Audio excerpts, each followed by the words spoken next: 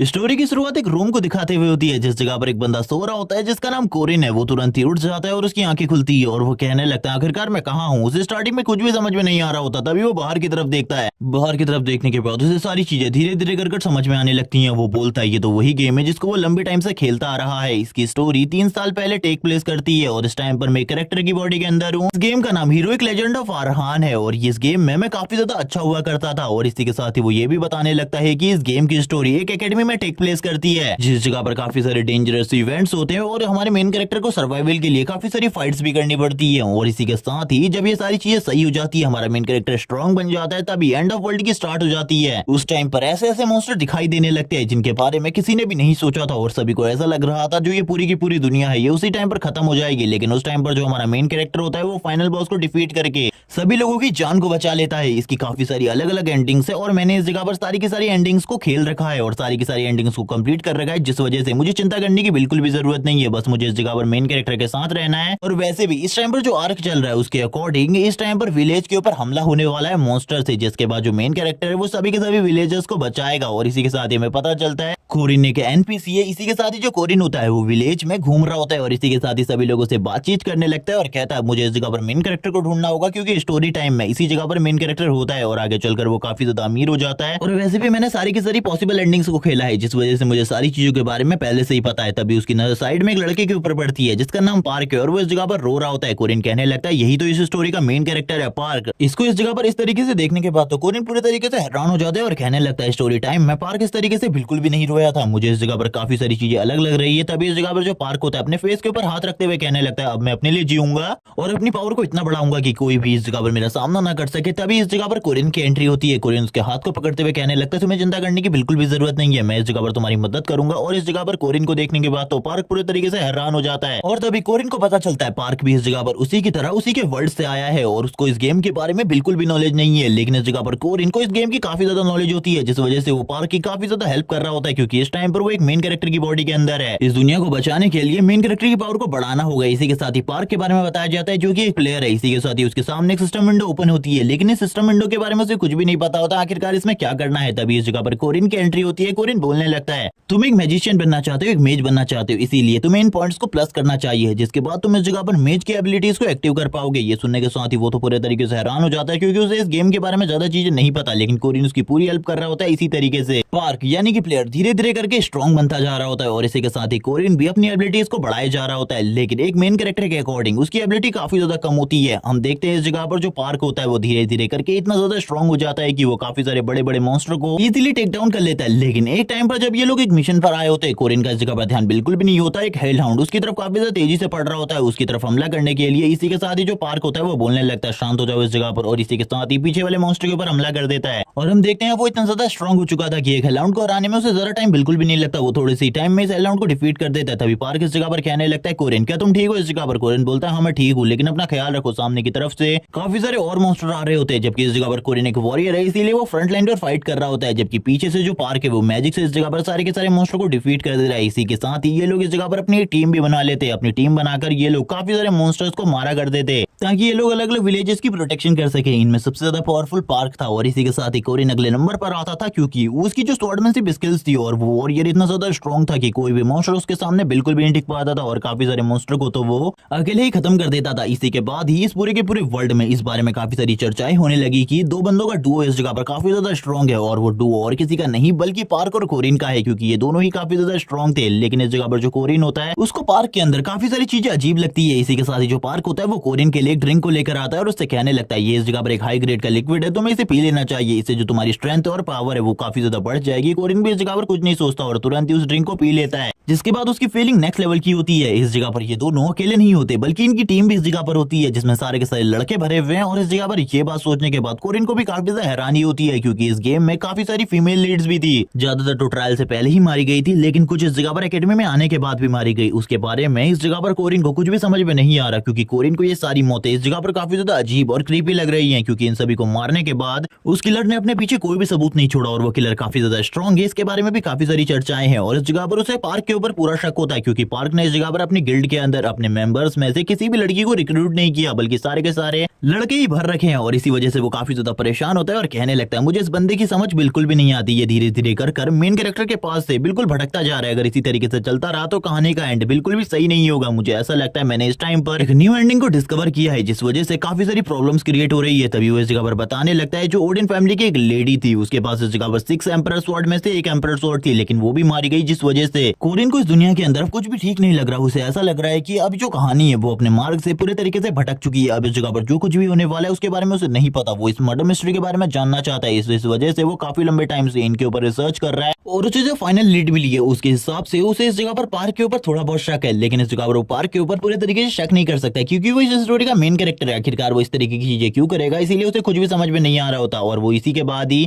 एक जगह पर बैठकर पॉसिबल एंडिंग्स के बारे में सोच रहा होता है। आखिरकार जो एंडिंग है वो किस तरीके से होने वाली है। अब तभी हम देखते हैं इस जगह पर वो बोल रहा होता है आखिरकार मुझे पहले से ही उसके ऊपर शक करना चाहिए था, ऐसा बिल्कुल भी नहीं हो सकता, आखिरकार उसने ये सब कुछ क्यों किया। तभी इस जगह पर हम देखते हैं वो मैरी डुनलफ के बारे में बताता है, जो कि बहुत सारी फीमेल लीड में से एक है, जो कि इस गेम के स्टार्ट होने के साथ ही गायब हो गई थी। वो उससे कभी भी नहीं मिल पाया था, लेकिन आज वो उसके स्टाफ को इस जगह पर देखकर काफी ज्यादा हैरान होता है और कहने लगता है मैरी डुनलफ का स्टाफ आखिरकार इस जगह पर क्या कर रहा है और इसे इस तरीके से क्यों रखा गया, उसे कुछ भी समझ में नहीं आ रहा होता। वो कहने लगता है ये स्टाफ इस जगह पर है, यानी कि ये सारी चीजें और किसी ने नहीं पार्क ने करी है, क्योंकि मुझे थोड़ा बहुत शक तो पार्क के ऊपर पहले से था, लेकिन वो रोज रात को गायब हो जाता था, जिस वजह से मैं भी उसका पीछा करते हुए इस जगह पर पहुंचा और वो ये सारी चीजें कर रहा है इसके बारे में मुझे बिल्कुल भी नहीं पता था। और इसी तरीके की वो और भी काफी सारी बॉक्सेस को देखता है, वो इस जगह पर पूरे तरीके से हैरान हो जाता है और इस जगह पर पार्क को गाली देने लगता है, क्योंकि इस जगह पर उसने काफी सारे लोगों को मारकर उनके वेपन्स को इस जगह पर इकट्ठा किया था। इसी के साथ ही उसकी नजर एम्परर स्वॉर्ड उडाची के ऊपर पड़ती है, इसे देखते हुए वो बोलने लगता है ये एक फीमेल लीड के पास था जो कि अचानक से गायब हो गई थी और इसके बारे में कभी भी किसी को नहीं पता चला। आखिरकार ये हीरोइक लेजेंड ऑफ अरहान से कहां गायब हो गई। उसी के साथ ही वो काफी सारे और वेपन्स को देखने लगता है, जिनको देखने के बाद उसकी हालत पूरे तरीके से खराब हो जाती है। अभी तो वो इस जगह पर काफी सारे वेपन्स को ही देख रहा होता है, तभी वो जैसे जैसे आगे बढ़ता जाता है उसकी नजर इस जगह पर एक बॉडी के ऊपर पड़ती है, एक डेड बॉडी के ऊपर, जिसके अंदर से ब्लड को निकाला जा रहा था। वो ये देखने के बाद पूरे तरीके से हैरान हो जाता है और कहने लगता है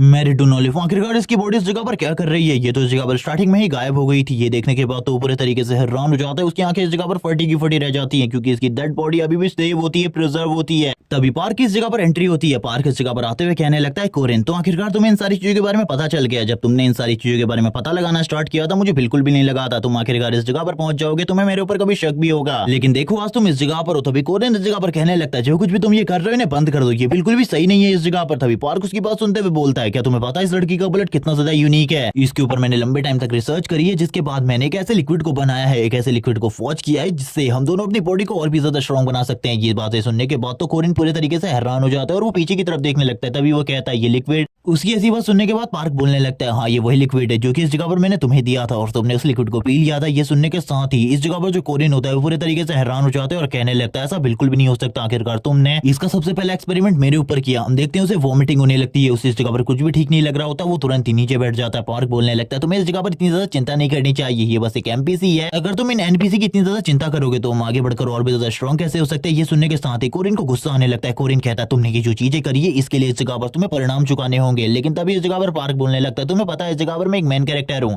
अभी कोरिन इस जगह पर कहने लगता है लेकिन इस जगह पर मैंने तुम्हारी काफी ज्यादा मदद करी है, तुम्हें ऐसी चीजें बिल्कुल भी नहीं करनी चाहिए, मैं इस जगह पर इन सारी चीजों को करने से मैं मना कर रहा हूँ, तुम्हें तो पता ही है इस जगह पर सारी चीजों के बारे में मैंने तुम्हें बताया। ये सुनने के साथ ही पार्क कहता है सॉरी मुझे माफ करना इस जगह पर मैंने तुम्हें बेवकूफ बनाया, लेकिन ये बात सुनने के बाद कोरिन पूरे तरीके से हैरान हो जाता है और कहने लगता है इस जगह पर तुम्हें इस वर्ल्ड के बारे में कुछ भी नहीं पता था, तुम बस एक न्यूबी थे बास्टर्ड, तुम इस जगह पर मेरी मदद से इस जगह पर पहुंचे हो। लेकिन अब इस जगह पर जो पार्क होता है वो सारी चीजों को रिवील करता है, उसने इस जगह पर बस यूज किया है कोरिन का। कोरिन ने सुनने के साथ ही पूरे तरीके से हैरान हो जाता है और कहने लगता है यानी कि इस गेम की सारी नॉलेज तुम्हारे पास भी थी मेरे अलावा और तुमने इस जगह पर बस यूज किया मेरा। तभी पार्क इस जगह पर बोलने लगता है तुम भी तो इस एंड ऑफ वर्ल्ड को खत्म करने के लिए मेरा यूज कर रहे थे, मुझे इसके बारे में पता है। लेकिन ये सुनने के साथ ही कोरिन को और भी ज्यादा गुस्सा आ रहा होता क्योंकि सारी की सारी चीजें तो उसी ने इसे बताई थी, तभी ये इस जगह पर इतना ज्यादा स्ट्रॉन्ग हुआ है। लेकिन अब इस जगह पर जो पार्क होता है वो बोलने लगता है तुम्हें पता है बस मुझे इस जगह पर अब 3 और लोगों को मारना है, जिसके बाद मेरी 1 लाख की किलिंग कंप्लीट हो जाएगी। ये सुनने के साथ ही कोरिन को गुस्सा आ जाता है, वो उसे कॉलर से उठाते हुए कहने लगता है बकवास करना बंद करो, अब इस जगह पर तुम और कुछ भी नहीं करने वाले इस तरीके की चीजें, क्योंकि इसकी वजह से गेम के एंडिंग के ऊपर इफेक्ट पड़ रहा है। अगर गेम की एंडिंग सही तरीके से नहीं हुई तो हम दोनों के दोनों इस जगह पर मारे जाएंगे, तुम्हें इसके बारे में नहीं पता। और इसी के साथ ही वो इस जगह पर काफी ज्यादा गुस्सा होता है पार्क के ऊपर। तभी पार्क इस जगह पर बोलने लगता है मेन कैरेक्टर मैं हूं ना कि तुम, इसीलिए बकवास करना बंद बंद करो। ये सुनने के बाद तो कोरिन को और ज्यादा गुस्सा आ जाता है। वो तुरंत ही इस जगह पर एक ट्यूब के ऊपर उसे पटक देता है और बोलने लगता है, इस जगह पर मैंने तुम्हारी काफी ज्यादा हेल्प करी है इस जगह पर पहुंचने में, तुम इस सब चीजों के बारे में मत भूलो। तभी इस जगह पर जो पार्क होता है वो कहने लगता है, इस तरीके की चीजें करना बंद करो, मैं इरिटेट हो रहा हूँ। कोरिन इस जगह पर ये सुनने के साथ ही बोलने लगता है, तुम इरिटेट हो रहे हो, तुमने इस जगह पर जो ये चीजें करी है, इन सारी चीजों को देखने के बाद मुझे कितना ज्यादा गुस्सा आ रहा है, तुम्हें इसके बारे में बिल्कुल भी नहीं पता। और इसी के साथ ही जो पार्क होता है वो भी स्माइल कर रहा होता है। थोड़ी ही देर में उसके एक्सप्रेशन चेंज हो जाते हैं और वो इस जगह पर गुस्से में आ जाता है और कहने लगता है, अब इस जगह पर मुझे लगता है तुम्हें सबक सिखाना पड़ेगा, तभी तुम इस जगह पर सारी चीजों को समझोगे। और वो तुरंत ही इस जगह पर जो कोरिन होता है उसके सर को पकड़कर अपनी नी के साथ जोर से मारता है, जिस वजह से जो कोरिन है वो पीछे की तरफ जाकर गिरता है। लेकिन वो इस जगह पर कोरिन के ऊपर एक और हिट लगाता है, जिस वजह से इस जगह पर कोरिन डायरेक्टली एक ग्लास बॉल से जाकर टकराता है, जिसके बाद उसकी हालत खराब हो जाती है। वो कहने लगता है, लेकिन तुम कभी इतने ज्यादा स्ट्रॉन्ग बन गए, तुम्हारी स्ट्रेंथ इस जगह मेरे से काफी ज्यादा कम थी। पार्क बोलने लगता है, उसने इस जगह पर अपने पोषण को यूज करते हुए अपनी बॉडी को इतना ज्यादा स्ट्रॉन्ग बना लिया है कि कोरिन जैसा एक वॉरियर भी इस जगह पर उसका कुछ नहीं बिगाड़ सकता। कोरिन कहने लगता है, आखिरकार तुम ये सारी चीजें कर क्यों रही हो, मुझे कुछ भी समझ में नहीं आ रहा है। ये सुनने के साथ ही पार्क बोलने लगता है, ये सारी चीजें मैं हम दोनों के लिए कर रहा हूँ, क्योंकि आगे चलकर ये सभी के सभी हम दोनों के बीच में दरार डाल सकते थे, शायद से हम दोनों को फाइट करनी पड़ती है एक दूसरे से। और मैं ये सारी चीजें बिल्कुल भी नहीं चाहता, क्योंकि मैं चाहता हूँ हम दोनों हमेशा एक साथ रहें इस दुनिया के खत्म होने के बाद भी। इसीलिए मैंने इन सारी चीजों को करा, मैंने सारी की सारी फीमेल लीड को मार दिया। ये सुनने के साथ ही कोरिन इस जगह पर हैरान हो जाता है और कहने लगता है, एक मिनट इस जगह पर रुको, मुझे कुछ भी समझ में नहीं आ रहा। कोरिन को तो इस जगह पर एक्सप्रेशन देखने वाले होते हैं,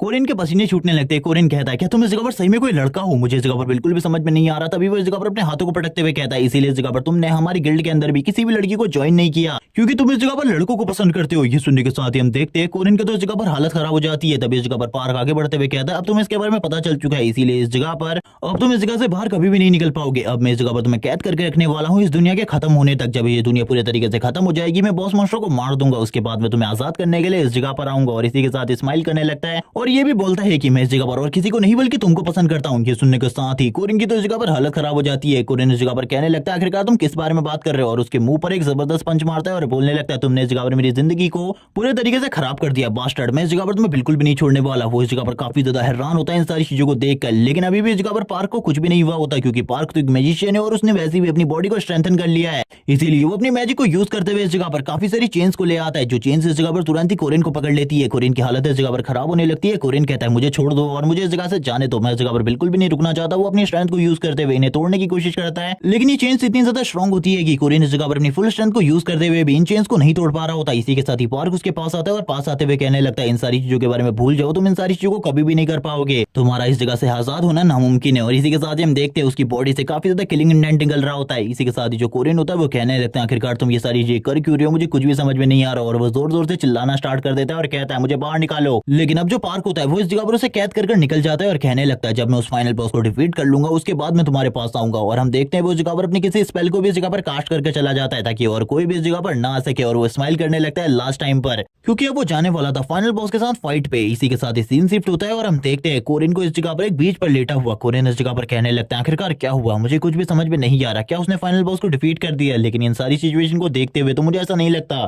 मुझे ऐसा लगता है वो बास्टर्ड इस जगह पर पूरे तरीके से डिफीट हो चुका है। और इसी के साथ ही कोरिन इस जगह पर काफी ज्यादा गुस्सा होता है और कहने लगता है, मैंने उससे कहा था एंडिंग को पूरी तरीके से चेंज ना करे। और इसी के साथ ही अब सिस्टम पैनल इस जगह पर बताने लगता है, जो प्लेयर था वो अब मारा जा चुका है, इसीलिए अब ये पूरी की पूरी दुनिया खत्म होने वाली है। कोरिन कहने लगता है, लेकिन इस जगह पर मैं अपनी लाइफ को सही तरीके से जीना चाहता था, मैंने इस जगह पर सही तरीके से अपनी लाइफ को बिल्कुल भी नहीं जिया। लास्ट टाइम पर मुझे समझ में आया था कि मैं भी स्ट्रॉन्ग बन सकता हूँ, और ये सारी चीजें बस उस कमीने की वजह से हुई है। इसी के साथ सीन शिफ्ट होता है, हमें स्टार्टिंग वाला सीन दिखाते हैं, लेकिन इस बार जब कोरिन जागता है वो इस जगह पर काफी ज्यादा हैरान होता है और कहने लगता है, मैं रीइंकार्नेट हो गया, लेकिन मुझे बिल्कुल भी समझ में नहीं आ रहा आखिरकार मेरे रीइंकार्नेट होने का मतलब क्या है, उसे भी कुछ भी समझ में नहीं आ रहा होता। इसी के साथ ही वो वैसे ही बाहर की तरफ देखने लगता है और कहता है, मैं रिजरेक्ट हुआ हूँ आज से 3 साल पहले, उसी दिन पर जिस दिन पर मैं सबसे पहले इस दुनिया में आया था। इसी के साथ ही अब मेरे पास चांस है स्ट्रॉन्ग बनने का, और इसी के साथ ही उस ब्रेड पार्क को मारने का। और ये सही टाइम है, क्योंकि इस टाइम पर उसका और मेरा लेवल बराबर है, लेकिन एक बार वो एकेडमी में चला गया तो उसकी ग्रोथ काफी ज्यादा तेज हो जाएगी और मेरी ग्रोथ काफी ज्यादा धीरे होगी, इसीलिए मुझे जल्दी से जल्दी उसे मारना होगा। वो इस जगह पर कह रहा होता है, इस बार मैं तुम्हें नहीं छोड़ने वाला, मैं इस बार सारी की सारी तैयारियां कर तुम्हारे पास आऊंगा तुम्हें मारने के लिए,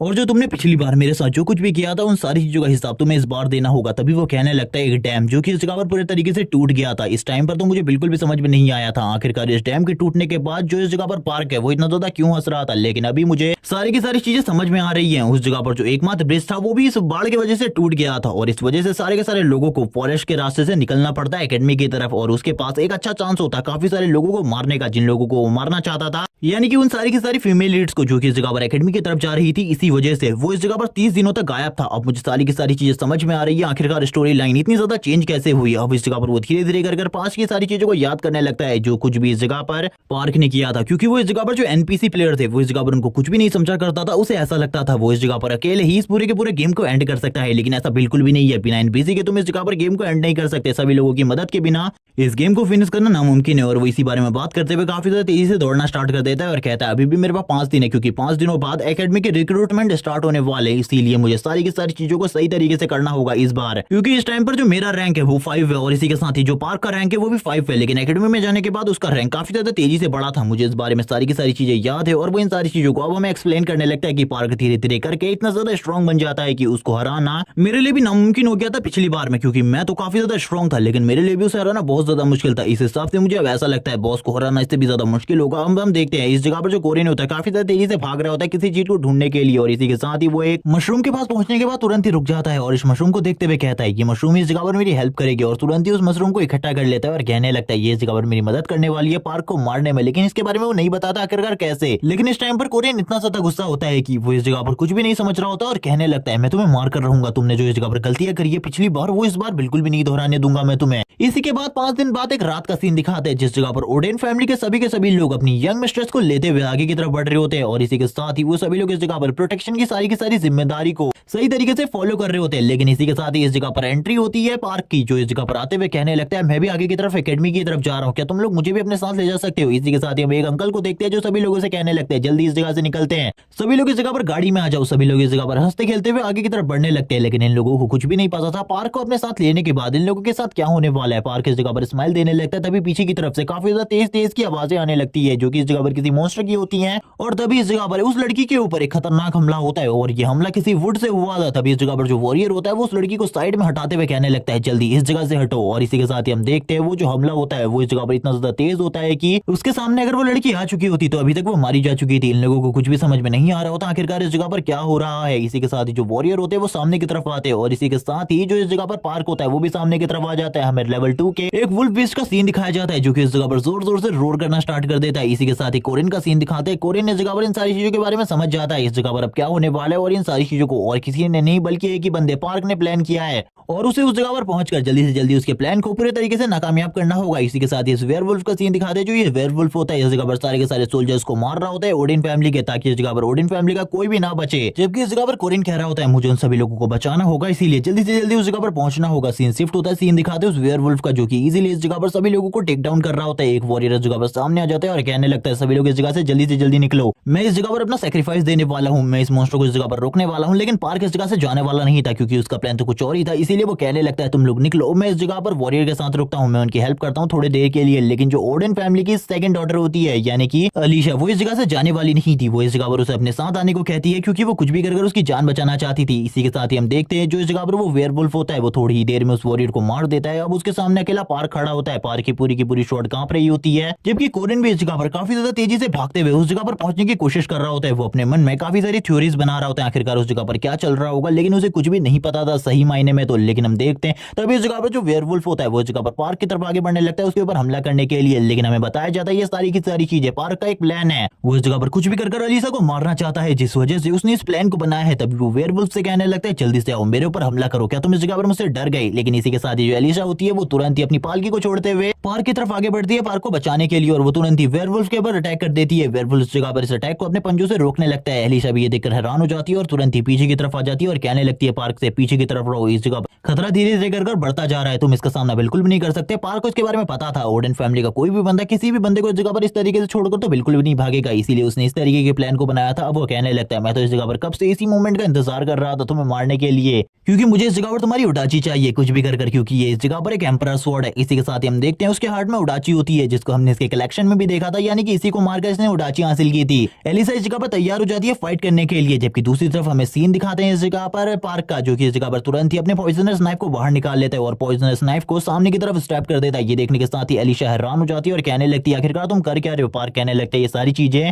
मुझसे गलती से हो गई, मैं ये सारी चीजें नहीं करना चाहता था, मुझे माफ कर दो इन सारी चीजों के लिए। वो इस जगह पर उसे माफ कर देती है क्योंकि उसे तो सही में लग रहा था उसके कहने ये सारी चीजें गलती से हुई है। वो इस जगह पर इन सारी चीजों के लिए माफी मांग रहा होता है। सीन शिफ्ट होता है, कोरिन का सीन दिखाते हैं। कोरिन इस जगह पर गाली देते हुए कहने लगता है ये बास्टर्ड कभी भी नहीं सुधर सकता, इसने जो सारी चीजें बोली थी वो सारी की सारी झूठ थी, ये इस जगह पर जो चीजें कर रही है बिल्कुल भी सही नहीं है, मुझे कुछ भी कर इसे रोकना होगा। हम देखते हैं इस जगह पर जो अलीशा होती है उसे उसके घाव पर काफी ज्यादा दर्द हो रहा होता है वो कहने लगती है दोबारा से इन सारी चीजों को मत करना, लेकिन वो अभी भी इस जगह पर अनकॉन्शियस नहीं होती। ये देखने के बाद तो पार्क भी हैरान होता है और कहने लगता है मैंने इस जगह पर इसकी बॉडी के अंदर पॉइजनस नाइफ को लगाया है, लेकिन फिर भी इस लड़की को इस जगह पर कुछ भी नहीं हो रहा। शायद से यही इस जगह पर ओडिन फैमिली की ट्रू पावर है, उसकी ब्लड लाइन इतनी ज्यादा स्ट्रॉन्ग है कि उसके ऊपर पॉइजन भी इतने जल्दी असर नहीं करता। जबकि हम देखते हैं दूसरी तरफ से इस जगह पर जो वेयरवुल्फ होता है वो काफी ज्यादा जोर जोर से चिल्लाने लगता है, इसीलिए एलिशा इस जगह पर इन सारी चीजों को भूल जाती है और तुरंत ही उस वेयरवुल्फ से फाइट स्टार्ट कर देती है। अब इसी के बाद ही कोरिन को भी समझ में आने लगता है आखिरकार एलिशा कैसे मारी गई थी। इसी वजह से एलिशा इस जगह पर मारी गई थी और इसी के बाद ही पार्क को ये स्वॉर्ड मिली थी। पार्क इस जगह पर इन सारी चीजों को देख रहा होता है और कहने लगता है इसकी बॉडी के अंदर पॉइजन भी जा चुका है, लेकिन इसके बावजूद इतने जल्दी नहीं मर रही आखिरकार क्यों? क्या इसे मुझे एक और बार स्टेप करने की जरूरत है? वो इसी बारे में बात ही कर रहा होता है। तभी इस जगह पर एलिशा कहने लगती है शायद से मुझे अब उस टेक्निक का यूज करना होगा, यानी कि माना मैनिफेस्टेशन का। इसी के साथ ही वो चारों तरफ के माना को गैदर करना स्टार्ट कर देती है और कहती है इसके लिए मुझे इस जगह पर काफी ज्यादा फोकस करना पड़ेगा। और ये बोलने के बाद ही वो फोकस करना स्टार्ट कर देती है। जैसे ही वो इस जगह पर अपनी आइज को ओपन करती है हम देखते हैं उसकी बॉडी इस जगह पर पूरे तरीके से माना से कवर होती है और माना से कवर होने के बाद ही वो बोलने लगती है अब इस जगह पर तुम मरने वाले हो। और इसी के बाद ही वो इतनी ज्यादा तेज स्पीड में उस वेयरवुल्फ की बॉडी के ऊपर कट लगाती है कि वेयरवुल्फ को भी इस जगह पर इसके बारे में बिल्कुल भी नहीं पता चलता और वो जोर जोर से रोर करना स्टार्ट कर देता है। इसी के साथ ही सीन शिफ्ट होता है, सीन दिखाया जाता है पार्क का। जो पार्क होता है वो कहने लगता है इस लड़की के साथ फाइट करना बहुत ज्यादा मुश्किल है, मुझे बस इसे एक और बार स्टेप करना है जिसके बाद ये मारी जाएगी। और ये बोलने के साथ ही वो तुरंत ही इस जगह पर एक और नाइफ को बाहर निकाल लेता है जिसके अंदर पॉइजन था और वो इस पॉइजनस नाइफ को बाहर निकालते हुए कहता है चलो ठीक है अब इस जगह पर मर जाओ एलिशा, और उसे सामने की तरफ थ्रो कर देता है। एलिशा को भी इसके बारे में पता चल जाता है क्योंकि इसने इस जगह पर अपने माना को चारों तरफ फैलाया हुआ है, इसीलिए वो तुरंत ही इस नाइफ को डिफ्लेक्ट कर देती है अपने ओटाची को यूज करते हुए। इसी के साथ ही हम देखते हैं वो इस जगह पर कहने लगती है लड़के, यानी कि इससे पहले वाला जो अटैक था वो इस जगह पर तुमने जानबूझकर मेरे ऊपर किया था। और इसी के साथ ही वो काफी ज्यादा गुस्सा हो जाती है और इस जगह पर आगे बढ़ने लगती है पार्क को मारने के लिए। लेकिन इससे पहले जो वो मॉन्स्टर होता है वो एलिशा को मारने के लिए आगे बढ़ जाता है, लेकिन जो एलिशा होती है वो कहने लगती है इस तरीके से तो मैं बिल्कुल भी नहीं मरने वाली। वो तुरंत ही उस मॉन्स्टर के ऊपर हमला कर देती है। इसी के साथ ही हम देखते हैं अब इस जगह पर फाइट काफी ज्यादा खतरनाक हो जाती है क्योंकि एक तरफ से एलिशा इन दोनों का सामना कर रही होती है, दूसरी तरफ से जो वो पॉइजन है वो धीरे धीरे करके एलिशा की बॉडी के अंदर बढ़ता जा रहा है। और हम देखते हैं एलिशा इस जगह पर बहुत ज्यादा बुरी कंडीशन में आ जाती है। उसने इस जगह पर मॉन्स्टर को तो डिफीट कर दिया था, लेकिन अभी भी इस जगह पर जो उसकी बॉडी के अंदर पॉइजन था वो धीरे धीरे कर फैल रहा होता है। पार्क तुरंत ही उसके पास आता है, ओटाची को उठाते हुए कहता है मैं इस जगह पर एक वॉरियर नहीं हूँ, वरना मैं इसका यूज करता, लेकिन मैं इसका यूज नहीं कर सकता तो मैं इसे इस जगह पर जरूर संभाल कर रखूंगा। और वो ये कहने के साथ ही कहने लगता है चलो ठीक है अब इस जगह पर तुम्हें मर जाना चाहिए कि तुम्हारी मौत इसी ओटाची से होनी चाहिए, और अगर तुम ये चाहती हो तो इसके बारे में मुझे जरूर बताओ, मैं इस जगह पर तुम्हें इस ओटाची से ही मारूंगा। और वो ये बात कर ही रहा होता है। इसी के साथ ही वो जोर जोर से हंसना स्टार्ट कर देता है और कहने लगता है तुम्हें किस तरीके से मारा जाए अब मैं इसके बारे में सोच रहा हूँ, लेकिन तुम्हारी कंडीशन अभी इतनी खराब है कि तुम जल्दी मारी जाओगी, लेकिन मैं चाहता हूँ कि तुम मेरी आंखों के सामने मरो। अब मुझे इस जगह पर क्या करना चाहिए? वो अपनी स्वॉर्ड को कंधे में रखते हुए उसके मुंह के सामने बैठ जाते हैं और कहने लगता है लड़की मुझे बताओ इस जगह पर आखिरकार तुम किस तरीके से मरना चाहती हो। लेकिन धीरे धीरे करके उसे सारी चीजें धुंधली दिखाई देनी स्टार्ट हो जाती है। पार्क की बॉडी से मर्डर सोरा निकल रहा होता है। तभी दूसरी साइड से कोई उसके ऊपर किसी चीज से हमला करता है और ये चीज इस जगह पर किसी टाइप का डस्ट होता है। वो तुरंत इस हमले से बच जाता है और कहने लगता है आखिरकार कौन है इस जगह पर जो कि मेरे ऊपर इस तरीके से हमला कर रहा है, अगर तुम्हारे अंदर हिम्मत है तो मेरे सामने आओ। और वो इस चीज को देखकर हैरान होता है और कहने लगता है ये क्या है, तुमको क्या लगता है इस तरीके के पाउडर का यूज करते हुए तुम मुझे डिफीट कर सकते हो? ये तुम्हारी गलती है, इस जगह पर ये गलतफहमी है। लेकिन हमें पता चलता है ये पाउडर इस जगह पर इस तरीके से वर्क करता है कि ये इस जगह पर सारे के सारे मॉन्स्टर को अपनी तरफ अट्रैक्ट करता है और ये पाउडर उसी मशरूम से बनाया गया है जिसको इस जगह पर कोरिन ने स्टार्टिंग में उठाया था। और हम देखते हैं अब इस जगह पर पार्क को गुस्सा आने लगता है। पार्क इस जगह पर कहता है तो कोई इस जगह पर मेरे साथ ही गंदा खेल खेल रहा है, लेकिन एक बार तुम मेरे हाथ आ गए उसके बाद तो मैं तुम्हें बिल्कुल भी नहीं छोड़ूंगा, बहुत ज्यादा बुरे तरीके से तुम्हारी मौत होगी। लेकिन अभी सबसे बड़ी दिक्कत तो उसके लिए तीनों के तीनों मॉन्स्टर थे जो कि इस जगह पर तेजी से उसके ऊपर हमला कर रहे होते हैं, लेकिन वो भी इस जगह पर इन मॉन्स्टर का सामना कर रहा होता है। इसी के साथ ही एंट्री होती है कोरिन की जो कि इस जगह पर आते हुए उस लड़की की बॉडी को उठाने लगता है और कहता है एलिशा तुम तो इस जगह पर काफी ज्यादा भारी हो, मुझे इसके बारे में बिल्कुल भी नहीं पता था तुम्हारा वेट इतना ज्यादा होगा। इसी के साथ ही उसकी नजर पड़ती है वेयरवुल्फ की बॉडी के ऊपर और वो उसके दांतों को देखता है और तुरंत ही उसके दांतों को बाहर निकालना स्टार्ट हो जाता है, लेकिन उसे बिल्कुल भी नहीं पता था अब तक उसके पीछे पार्क आ चुका है। पार्क उसके पीछे आते हुए कहने लगता है तो तुम इस जगह पर तुमने ये सारी चीजें करी थी, अब तुम बिल्कुल भी नहीं बचोगे। ये सुनने के साथ ही जो कोरिन होता है अपने मन में कहने लगता है तीन मॉन्स्टर को इतने जल्दी डिफीट कर देना ये बहुत ज्यादा मुश्किल है, मुझे लगता है ये सारी की सारी चीजें इसने ओटाची की हेल्प से करी है, जब तक इसके पास ओटाची है मेरे लिए भी बहुत ज्यादा प्रॉब्लम होने वाली है। पार्क इस जगह पर कोरिन को देखते हुए कहता है आखिरकार तुम कौन हो? और ये सुनने के बाद कोरिन को बहुत अच्छा लगता है। कोरिन इस जगह पर अपने नाम के बारे में बताता है मेरा नाम कोरिन है, और इसी के साथ ही वो कहने लगता है मैं इस जगह पर तुम्हारी मौत हूँ, मैं तुम्हें मारने वाला हूँ। और इसी के साथ ही उसे ये भी पता चलता है कि इसे इस जगह पर पास्ट लाइफ के बारे में कुछ भी नहीं पता, लेकिन कोरिन को सारी की सारी चीजें पता है। वो तुरंत ही अपनी ओटाची को सामने करते हुए कहता है तुम आज मेरे हाथों से ही मरने वाले हो, जबकि इस जगह पर कोरिन भी इन सारी चीजों के लिए तैयार होता है। कोरिन कहने लगता है तुम्हें इस जगह पर बिल्कुल भी नहीं पता, तुम्हें मारने के लिए मैं लंबे टाइम से तैयार हो रहा हूँ, इसीलिए बिल्कुल भी चिंता मत करो, तुम्हारी मौत बहुत ज्यादा दर्दनाक होगी। ये सुनने के बाद पार्क भी हैरान हो जाता है और कहने लगता है आखिरकार ये बंदा मुझे पहले से कैसे जानता है। लेकिन इससे पहले जो इस जगह पर कोरिन होता है वो उसके काफी ज्यादा करीब आकर उसको पंच मारने का दिखावा कर उसके आंखों में धूल डाल देता है और कहने लगता है अब इसके बारे में क्या ख्याल है। तभी इस जगह पर पार्क उसे गाली देते हुए कहता है बास्टर्ड, क्या तुझे इस जगह पर फाइट की सही मीनिंग नहीं पता? लेकिन इसी के साथ ही वो डाची का यूज करते हुए सामने की तरफ काफी ज्यादा स्लैशेस मारने लगता है। ये देखने के बाद ही कोरिन बोलने लगता है इसकी स्वॉर्डमैनशिप स्किल काफी ज्यादा बेकार है, लेकिन इसकी जो मूवमेंट स्पीड है वो काफी ज्यादा अच्छी है, इसका फुटवर्क काफी ज्यादा अच्छा है, इसीलिए इस जगह पर मेरे को काफी ज्यादा प्रॉब्लम होने वाली है। वो इस जगह पर उसी वेयरवुल्फ के दांतों को यूज करते हुए उसके ऊपर हमला करना स्टार्ट कर देता है। वो भी काफी सारे हमले करता है, लेकिन इस जगह पर जो पार्क होता है उसके हमले काफी ज्यादा खतरनाक होते हैं। पार्क भी उसके सारे के सारे हमलों से डॉज कर रहा होता है, लेकिन जो कोरिन होता है वो बार बार उसके गले के ऊपर हमला कर रहा होता है। कुछ भी कर उसे मारना चाहता था वो, और अब उसके इस इंटेंशन के बारे में पार्क को भी इस जगह पर पता चल जाता है कि कोरिन कुछ भी कर उसे मारना चाहता है, इसीलिए कुछ भी कर उसे अपने आप को बचाना होगा। और वो अपने उड़ाची को यूज करते हुए बार बार डिफेंस कर रहा होता है, लेकिन ये उसके लिए धीरे धीरे कर मुश्किल होता जाता है। और इसी के साथ ही कोरिन को एक चांस मिल जाता है उसके ऊपर हमला करने का, और वो तुरंत ही उसे स्टैप कर देता है और उसी के साथ ही टेक डाउन भी कर लेता है और कहने लगता है तुम अब इस जगह पर बिल्कुल भी नहीं बचने वाले, अब तुम मेरे हाथों से मरोगे। और हम देखते हैं वो उसकी हालत को इस जगह पर बहुत ज्यादा खराब कर देता है। पार्क को इस जगह पर कुछ भी समझ में नहीं आ रहा होता वो इस जगह पर क्या करे। पार्क अभी भी इस जगह पर डिफेंस करने की कोशिश कर रहा था, लेकिन धीरे धीरे कर सिचुएशन उसके हाथ से निकल रही होती है। और इसी के साथ जो कोरिन होता है वो लगातार उसके ऊपर हमला करने के लिए आगे बढ़ता है। वो तुरंत ही इस जगह पर एक नाइफ निकाल लेता है और हम देखते हैं उसकी चेस्ट के ऊपर उस नाइफ को लगा देता है और कहने लगता है अब इसके बारे में तुम्हें क्या लगता है। और इसी के बाद ही जो पार्क होता है वो जोर जोर से चिल्लाना स्टार्ट कर देता है। हम देखते हैं उसके आंसू भी बाहर निकल आते हैं, लेकिन इस जगह पर कोरिन रुकने वाला नहीं था, क्योंकि पास्ट लाइफ में जो चीजें उसने करी थी वो उसका रिवेंज लेना चाहता था। इसी के साथ ही वो हमला करते हुए कहता है अब तुम इस जगह पर मरोगे, मरने के लिए तैयार हो जाओ, तुम्हें इस जगह पर कोई भी नहीं बचा सकता मेरे हाथों से। इसी के साथ ही काफी सारा ब्लड दिखाया जाता है। हम देखते हैं इस जगह पर जो पार्क होता है उसने अपने हाथ का यूज करते हुए गले के ऊपर होने वाले स्टेप को रोक लिया होता है, लेकिन इस जगह पर जो कोरिन होता है वो इसे बिल्कुल भी नहीं रोकने देता। और तुरंत ही इसी टाइम पर वो इस जगह पर पार्क को मार देता है और हम देखते हैं पार्क की इस जगह पर डेथ हो जाती है। और इस जगह पर पार्क लास्ट टाइम पर काफी ज्यादा चिल्ला रहा होता है, लेकिन कोरिन को इससे कोई भी फर्क नहीं पड़ता, क्योंकि पास्ट लाइफ में जितने सारे लोगों को उसने मारा था उन सारी चीजों को याद करते हुए वो कहता है तुमने मुझसे कहा था बस 3 और लोग, जिसके बाद तुम्हारी 1 लाख की किलिंग कंप्लीट हो जाएगी। मैंने इस जगह पर तुम्हें मारकर उस पूरी की पूरी किलिंग को इसी जगह पर ब्लॉक कर दिया है। मैंने कहा था ना पिछली बार तुमने जो किया है उसका परिणाम तुम्हें चुकाने होंगे। इसी के साथ जो सिस्टम होता है उसमें एरर आने स्टार्ट हो जाते हैं और उस जगह पर सिस्टम वार्निंग इशू करता है कि इस जगह पर जो प्लेयर था यानी कि मेन कैरेक्टर वो मारा जा चुका है। और इसी के साथ स्टोरी पूरे तरीके से गड़बड़ा चुकी है। अब इस जगह पर क्या करना होगा, और उसको मारने वाला और कोई नहीं बल्कि कोरिन है। और इसी के साथ ही कोरिन के सिस्टम में भी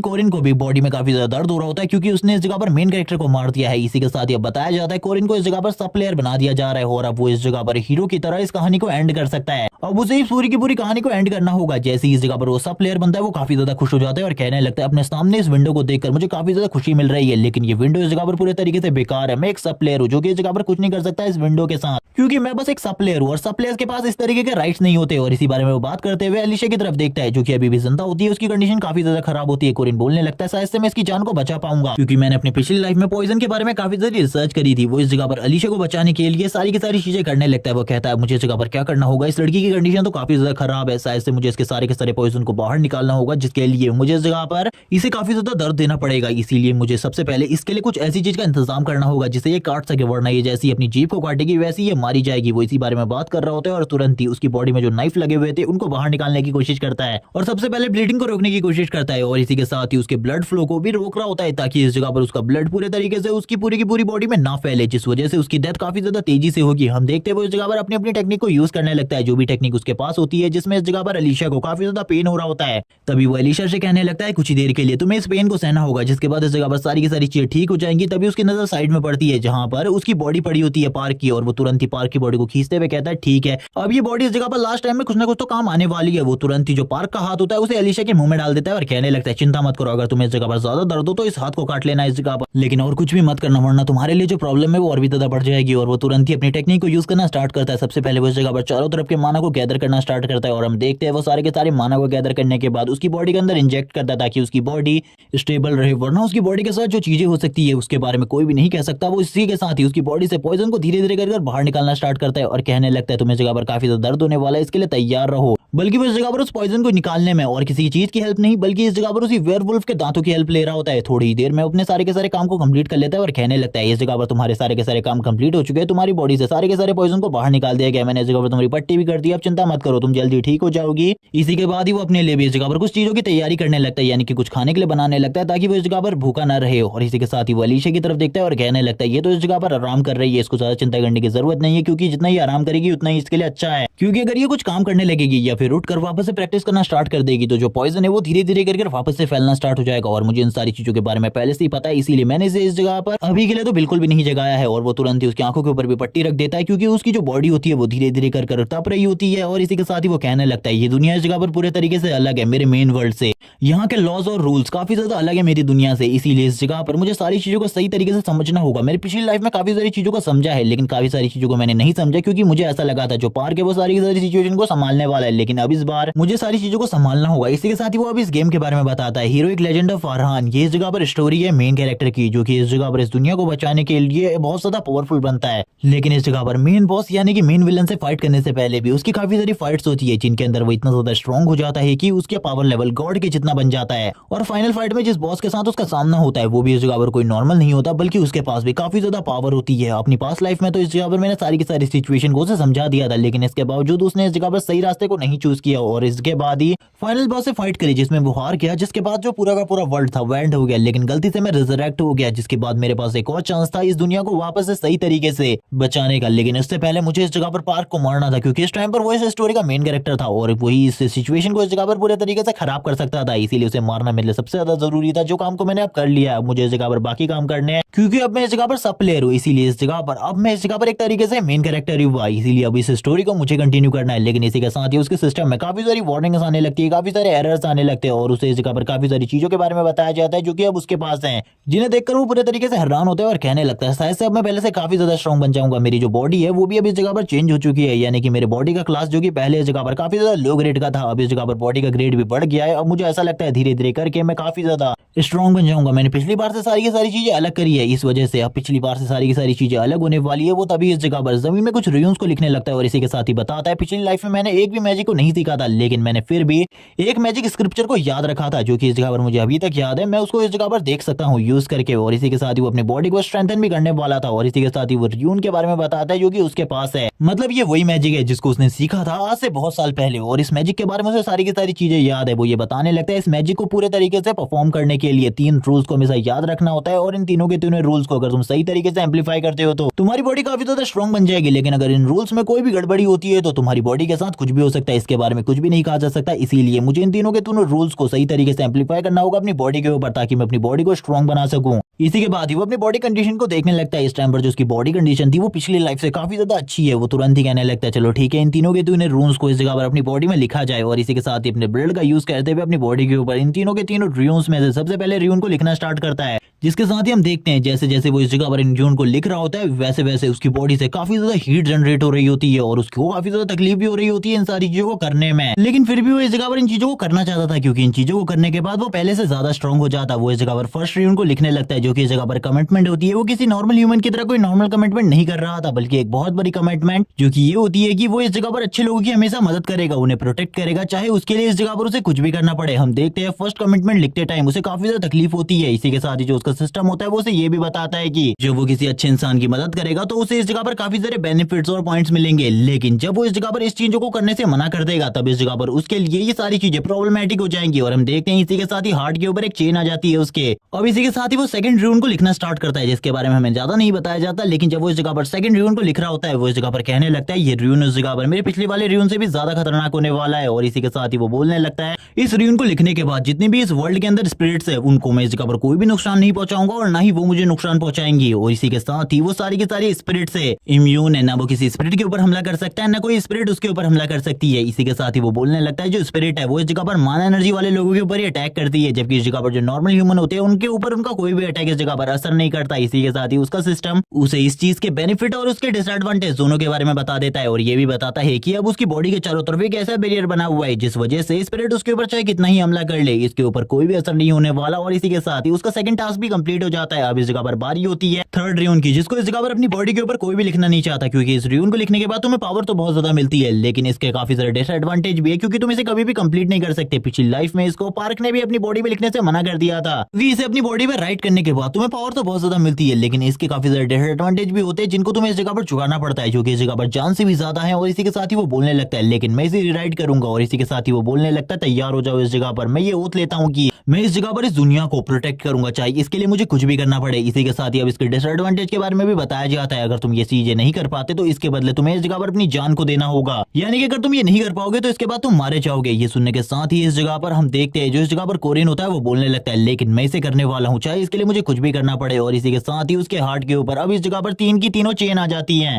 जो चेन इस जगह पर और कुछ नहीं बल्कि यही तीनों के तीनों र्यून्ड वर्ड्स है, जिन्होंने अब इसके हार्ट को अच्छे तरीके से पकड़ लिया है। अगर इनमें से किसी भी चीज को ये सही तरीके से फॉलो नहीं करेगा तो इसके लिए इस जगह पर काफी सारी प्रॉब्लम हो सकती है। हम देखते हैं इस जगह पर उसके सामने सिस्टम स्क्रीन आ जाती है, जो कि उसे बताने लगती है अब ये सारे के सारे र्यून्स तुम्हारी बॉडी के ऊपर अप्लाई होने वाले। इसी के साथ ही सारे के सारे र्यून्स को एक और बार दिखाया जाता है, जिसके बाद उसकी बॉडी के ऊपर सारी की सारी चेन्स आने लगती है। वो इस जगह पर काफी ज्यादा जोर जोर से चिल्लाना स्टार्ट कर देता है। हम देखते हैं उसकी बॉडी से काफी ज्यादा मर्डर सोरा निकल रहा होता है। इसी के साथ ही उसके सामने एक सिस्टम पैनल ओपन होता है, जिसमें उसके बारे में उसके लिए कुछ लिखा होता है। और इसी के साथ ही सीन शिफ्ट होता है, अलीशा का सीन दिखाते हैं, जो अलीशा होती है इसी के साथ ही जाग जाती है और कहने लगती है आखिरकार मैं कहाँ हूँ। और हमें पता चलता है उसकी आंखें एक हॉस्पिटल में खुली है। वो ये देखने के बाद पूरी तरीके से हैरान हो जाती है, आखिरकार वो इस जगह पर कैसे आई, उसे कुछ भी नहीं पता होता। वो तुरंत ही उठ जाती है, एक नर्स उसके पास आती है और उससे कहने लगती है तुम्हें अभी भी इस जगह पर आराम करने की जरूरत है, तुम्हारी हालत काफी ज्यादा खराब है। अलीशा इस जगह पर कहती है आखिरकार वो पर्सन कहाँ है जो कि मुझे इस जगह पर लेकर आया, मैं उससे मिलना चाहती हूँ, आखिरकार वो कौन है, मैं उसके बारे में जानना चाहती हूँ। लेकिन इस जगह पर नर्स उसके बारे में उसे कुछ भी नहीं बताती और कहने लगती है तुम्हारा गार्डियन इस टाइम पर इस जगह पर मौजूद नहीं है, वो बाहर चला गया है। ये सुनने के बाद तो इस जगह पर अलीशा भी थोड़ी बहुत परेशान हो जाती है और वो सोचने लगती है आखिरकार गार्डियन कहाँ गया। लेकिन हम देखते हैं उन दोनों के बीच में थोड़ी बहुत इसी तरीके से बातें होती है। अब यहाँ पर जो वो नर्स होती है वो कहने लगती है ठीक है अगर तुम जाग चुकी हो तो मैं तुम्हारे लिए कुछ खाने को लेकर आती हूँ। ये सुनने के बाद अलीशा इस जगह पर अपने फेवरेट खाने को उससे मंगवाने लगती है, लेकिन जो इस जगह पर नर्स होती है वो कहती है तुम इस जगह पर खिचड़ी के अलावा और कुछ भी नहीं खा सकती। तभी वो इस जगह पर अपने बाकी सामानों को देखती है जो कि इस जगह पर मौजूद होते हैं। वो सारे के सारे सामानों को देखने के बाद बोलने लगती है मेरे कपड़ों के ऊपर बहुत ज्यादा खून है, उस लड़की को मैं बिल्कुल भी नहीं छोड़ूंगी जिसने मेरे साथ ये किया, उसने इस जगह पर धोखे से मेरे मारने की कोशिश करी, मैं उसे बिल्कुल भी नहीं छोड़ूंगी। और वो काफी ज्यादा गुस्सा होती है इस जगह पर पार्क के ऊपर, लेकिन उसे बिल्कुल भी नहीं पता पार्क पहले ही मारा जा चुका है। तभी इस जगह पर जो वो नर्स होती है वो कहने लगती है तुम्हें इस जगह पर चिंता करने की बिल्कुल भी जरूरत नहीं, ये तुम मरकबा पर हो, इस टाइम पर तुम्हारे ऊपर कोई भी हमला नहीं करेगा। ये सुनने के साथ ही वो खुश हो जाती है क्योंकि वो तो इस जगह पर मरकबा एकेडमी को ही ज्वाइन करने के लिए आई थी। वो कहने लगती है तो काफी ज्यादा अमेजिंग है और काफी ज्यादा एक्साइटेड भी हो जाती है इन सारी चीजों के लिए, क्योंकि उसके लिए तो वो गलती से इस जगह पर पहुंची थी। इसी के साथ ही सीन शिफ्ट होता है और बताया जाता है कुछ ही दिनों बाद एकेडमी का ट्रायल टेस्ट स्टार्ट होने वाला है, जिसके बाद उन लोगों को एकेडमी के अंदर भर्ती किया जाएगा जो कि इस जगह पर एकेडमी में जाने के लिए उन्हें एकेडमी के क्राइटेरिया पर फिक्स होना होगा। इसी के साथ ही जो कोरियन होता है वो कहने लगता है एकेडमी का लेटर कहाँ है। इसी के साथ ही उसे एक और लेटर मिलता है जो कि इस जगह पर उसकी फैमिली ने लिखा था। वो कहने लगता है ये लेटर किसका है, मुझे इसके बारे में बिल्कुल भी नहीं पता था। अभी वो उस लेटर को पढ़ना स्टार्ट कर देता है और उसे पता चलता है ये लेटर और किसी का नहीं बल्कि कोरिन के फादर का होता है। कोरिन इस जगह पर इस लेटर को पढ़ने लगता है जिसमें उसके फादर ने उसकी काफी सारी तारीफें करी होती है और ये भी लिखा होता है कि तुम एकेडमी को ज्वाइन करने वाले हो। ये मेरे लिए इस जगह पर काफी ज्यादा एक्साइटेड था क्योंकि मुझे बिल्कुल भी नहीं लगा था कभी भी तुम इस बड़ी एकेडमी को ज्वाइन कर पाओगे और इस एकेडमी से तुम्हारे लिए एक लेटर आएगा। इसी के साथ ही जो कोरिन होता है वो बोलने लगता है जब मैं पहली बार इस दुनिया में रिस्पॉन हुआ था तब मुझे बिल्कुल भी नहीं पता था आखिरकार मुझे किस तरीके का व्यवहार इन लोगों के साथ करना है, क्योंकि मैं तो एक अलग सी बॉडी में था जिसके बारे में मुझे कुछ भी नहीं पता था। लेकिन तब भी ये सारे के सारे लोग मेरे साथ काफी ज्यादा फ्रेंडली थे और अच्छे तरीके से व्यवहार कर रहे थे। यही अंतर है इस जगह पर मेरे और पार्क के बीच में कि हम दोनों की सोच इतनी ज्यादा अलग है। वो इस जगह पर सभी लोगों को मारने के बारे में सोचता है, जबकि मैं इस जगह पर उन कमजोर लोगों की भी मदद करना चाहता हूँ जो इस जगह पर अपने आप को प्रोटेक्ट नहीं कर सकते। यही चीज है हम दोनों को अलग बताती है। और इसी के साथ ही वो बोलने लगता है चलो ठीक है अब इस जगह पर मुझे अपनी फैमिली की भी प्रोटेक्शन करनी है, इस दुनिया की भी, इसीलिए इन सारी चीजों के बारे में भी छोड़ दे, अभी मुझे आगे बढ़ना होगा क्योंकि कुछ ही टाइम बाद एकेडमी का ट्रायल टेस्ट होने वाला है। इसी के साथ ही काफी सारी गाड़ियों को दिखाया जाता है जो कि इस जगह पर इस सिटी में घूम रही होती है। इसी के साथ ही काफी सारे स्टूडेंट जो कि एकेडमी का ट्रायल टेस्ट देने के लिए आए होते हैं वो काफी ज्यादा एक्साइटेड होते हैं क्योंकि उन लोगों को इसके बारे में बिल्कुल भी नहीं पता होता। इसी के साथ एक सीनियर स्टूडेंट जो कि मैरियट है जो कि इस जगह पर इन सभी लोगों का स्वागत करती है और इन सभी लोगों से कहने लगती है मैं इस जगह पर सेकंड ईयर की स्टूडेंट हूँ और इस जगह पर मैं तुम सभी का स्वागत करती हूँ। वो सबसे पहले इस जगह पर कोरिन से मिलती है और कहने लगती है तुम इस जगह पर न्यूबी हो, तुम्हें इस बारे में बिल्कुल भी नहीं पता, तुम मेरे साथ चलो। और इसी के बाद ही वो कोरिन को कुछ खाने को भी देती है। कोरिन भी उसे तुरंत ही ले लेता है और इसी के साथ ही वो लोग अब इस जगह पर इस गाड़ी में आगे की तरफ बढ़ने लगते हैं। वो इस जगह पर एकेडमी के बारे में काफी सारी चीजें बताती है और वो ये भी बताती है कि वो इस जगह पर मैजिक क्लास से है और उन लोगों के सीनियर भी है। और इसके अलावा वो ये भी बताने लगती है जो एकेडमी है वो इस जगह पर दो ही टाइप के स्टूडेंट्स को रिक्रूट करती है जो कि इस जगह पर स्ट्रॉन्ग होते हैं, जो इस जगह पर मैजिक को यूज कर सकते हैं। इसी के साथ ही मैरियट डुनलेफ का नाम लिया जाता है और ये चीज इस जगह पर और कोई नहीं बल्कि कोरिन कर रहा होता है और कहने लगता है ये लड़की इस जगह पर जितनी ज्यादा सिंपल दिखती है, इसका बैकग्राउंड और इसकी ब्लड लाइन दोनों ही काफी ज्यादा मिस्टीरियस है। मैंने पिछली लाइफ में भी इसके बारे में पता करने की कोशिश करी थी लेकिन ज्यादा चीजें मुझे बिल्कुल भी पता नहीं चली क्योंकि इस जगह पर सारी की सारी चीजें पार्क की वजह से गड़बड़ हो गई थी। इस बार भी सारी की सारी चीजें गड़बड़ होने वाली है क्योंकि मैंने मेन कैरेक्टर पार्क को पहले ही मार दिया है, जिस वजह से अब वापस से गेम की जो टाइमलाइन है वो इस जगह पर पूरे तरीके से बिगड़ चुकी है। इस बार इसके साथ क्या होगा मैं भी नहीं जानता क्योंकि इस बार तो गेम की टाइमलाइन भी पूरी तरीके से चेंज हो गई है और ये किसी भी तरीके की सीक्रेट एंडिंग नहीं है। क्योंकि मैंने पहले से ही सारी की सारी एंडिंग्स को प्ले कर रखा है। और वो इस जगह पर किसी बॉस के बारे में बताता है, लेकिन इसके बारे में ज्यादा चीजें बिल्कुल भी नहीं बताई जाती। इसी के साथ ही हम देखते हैं वो सभी लोग इस गाड़ी से उतरने लगते हैं, जबकि हम देखते हैं मैरियन डुनलेफ को, जो कि इस जगह पर बोल रही होती है तुम लोग इस जगह पर अपने लिए स्नैक्स को परचेस कर सकते हो, तुम लोगों को चिंता करने की बिल्कुल भी जरूरत नहीं है। और इसी के साथ ही हाथ हिलाते हुए कहती है मैं चाहती हूँ जल्दी तुम लोग इस जगह पर मेरे जूनियर बनो, और हाथ हिलाते हुए तुरंत ही आगे की तरफ निकल जाती है। जबकि हम देखते हैं कोरिन को, जो कि इस जगह पर घूम रहा होता है और कहने लगता है इन लोगों को तो बिल्कुल भी नहीं पता अभी इस जगह पर क्या होने वाला है। इसी के साथ ही इस जगह पर कोई बंदा अपने स्पेस एंड टाइम मैजिक को यूज कर देता है। कोरिन भी इन सारी चीजों को देख रहा होता है और कहने लगता है मुझे तो इसके बारे में पहले से पता था, लेकिन इन लोगों को इसके बारे में बिल्कुल भी नहीं पता। सभी लोग इस जगह पर डर जाते हैं इस स्पेस एंड टाइम मैजिक को देखकर, क्योंकि उनके लिए तो ये सारी चीजें पहली बार होती है। लेकिन कोरिन सभी के रिएक्शन को देखने के बाद बोलने लगता है ये इस जगह पर आगे चलकर फ्यूचर बनने वाले हैं, लेकिन मुझे तो इनको देखकर बिल्कुल भी नहीं लगता ये कहीं से भी फ्यूचर है इस जगह पर। ये तो इस जगह पर सारी की सारी चीजों को वेस्ट करने वाले हैं, मुझे इनको देखकर बिल्कुल भी नहीं लगता इनमें से कोई भी इस जगह पर वॉरियर या फिर इमेज बनने वाला है। और इसी बारे में बात करते हुए वो इस जगह पर कहने लगता है चलो ठीक है देखते हैं आखिरकार ये लोग किस तरीके से और भी ज्यादा स्ट्रॉन्ग बनते हैं, क्योंकि इन लोगों को खड़े होना है इविल ट्राइब के अगेंस्ट। लेकिन इनको देखते हुए बिल्कुल भी नहीं लग रहा है ये उनके अगेंस्ट खड़े हो पाएंगे, क्योंकि ये तो बस इस जगह पर एक छोटे से स्पेस मैजिक को देखकर ही इतना ज्यादा डर रहे हैं। और वो इसी बारे में बात करते हुए थोड़ी ही देर में खामोश हो जाता है। इसी के साथ ही हम प्रोफेसर फॉर्मेक को देखते हैं, जो कि इस जगह पर एंट्री लेते हैं और इन सभी लोगों से बात करना स्टार्ट करते हैं और इन सभी लोगों को अपना इंट्रोडक्शन देते हैं कि ये इस जगह पर प्रोफेसर फॉर्मेक है। प्रोफेसर फॉर्मेक इस जगह पर इन लोगों से ये भी कहते हैं कि तुम लोगों को इस जगह पर चिंता करने की जरूरत नहीं है, बिल्कुल भी मत डरो, ये बस इस जगह पर एक स्पेस मैजिक है। जैसे इस जगह पर कोरिन की नजर प्रोफेसर फॉर्मेक के ऊपर पड़ती है वो बोलने लगता है तुम्हें देखे हुए काफी ज्यादा लंबा टाइम हो गया, लेकिन वो ये बातों को मन में कह रहा होता है। जिसके बाद जो प्रोफेसर फॉर्मेक होते हैं वो इस जगह पर ट्रायल 1 को स्टार्ट कर देते हैं और कहने लगते हैं अब इस जगह पर ट्रायल 1 स्टार्ट होने वाला है, सभी लोग तैयार हो जाओ, अब इस जगह पर डरने की बिल्कुल भी जरूरत नहीं है, सभी लोग अच्छे तरीके से अपनी जगह पर खड़े हो जाओ। इसी के साथ ही उन लोगों के सामने एक स्क्रीन आ जाती है, जिस स्क्रीन को वो सभी लोग घूर घूर कर देख रहे होते हैं। इसी के साथ ही उसके ऊपर उनके रैंक के बारे में लिखा था, जो कोरिन का रैंक होता है ओवरऑल वो इस जगह पर रैंक 6 होता है। कोरिन कहने लगता है पिछली लाइफ की तरह ये रैंक अभी भी वैसा ही है, लेकिन इस बार जो मेरी फिजिकल कंडीशन है वो पिछली लाइफ के मुकाबले काफी ज्यादा अच्छी है। इसी के साथ ही जो टीचर फॉर्मेक होते हैं वो कहने लगते हैं ठीक है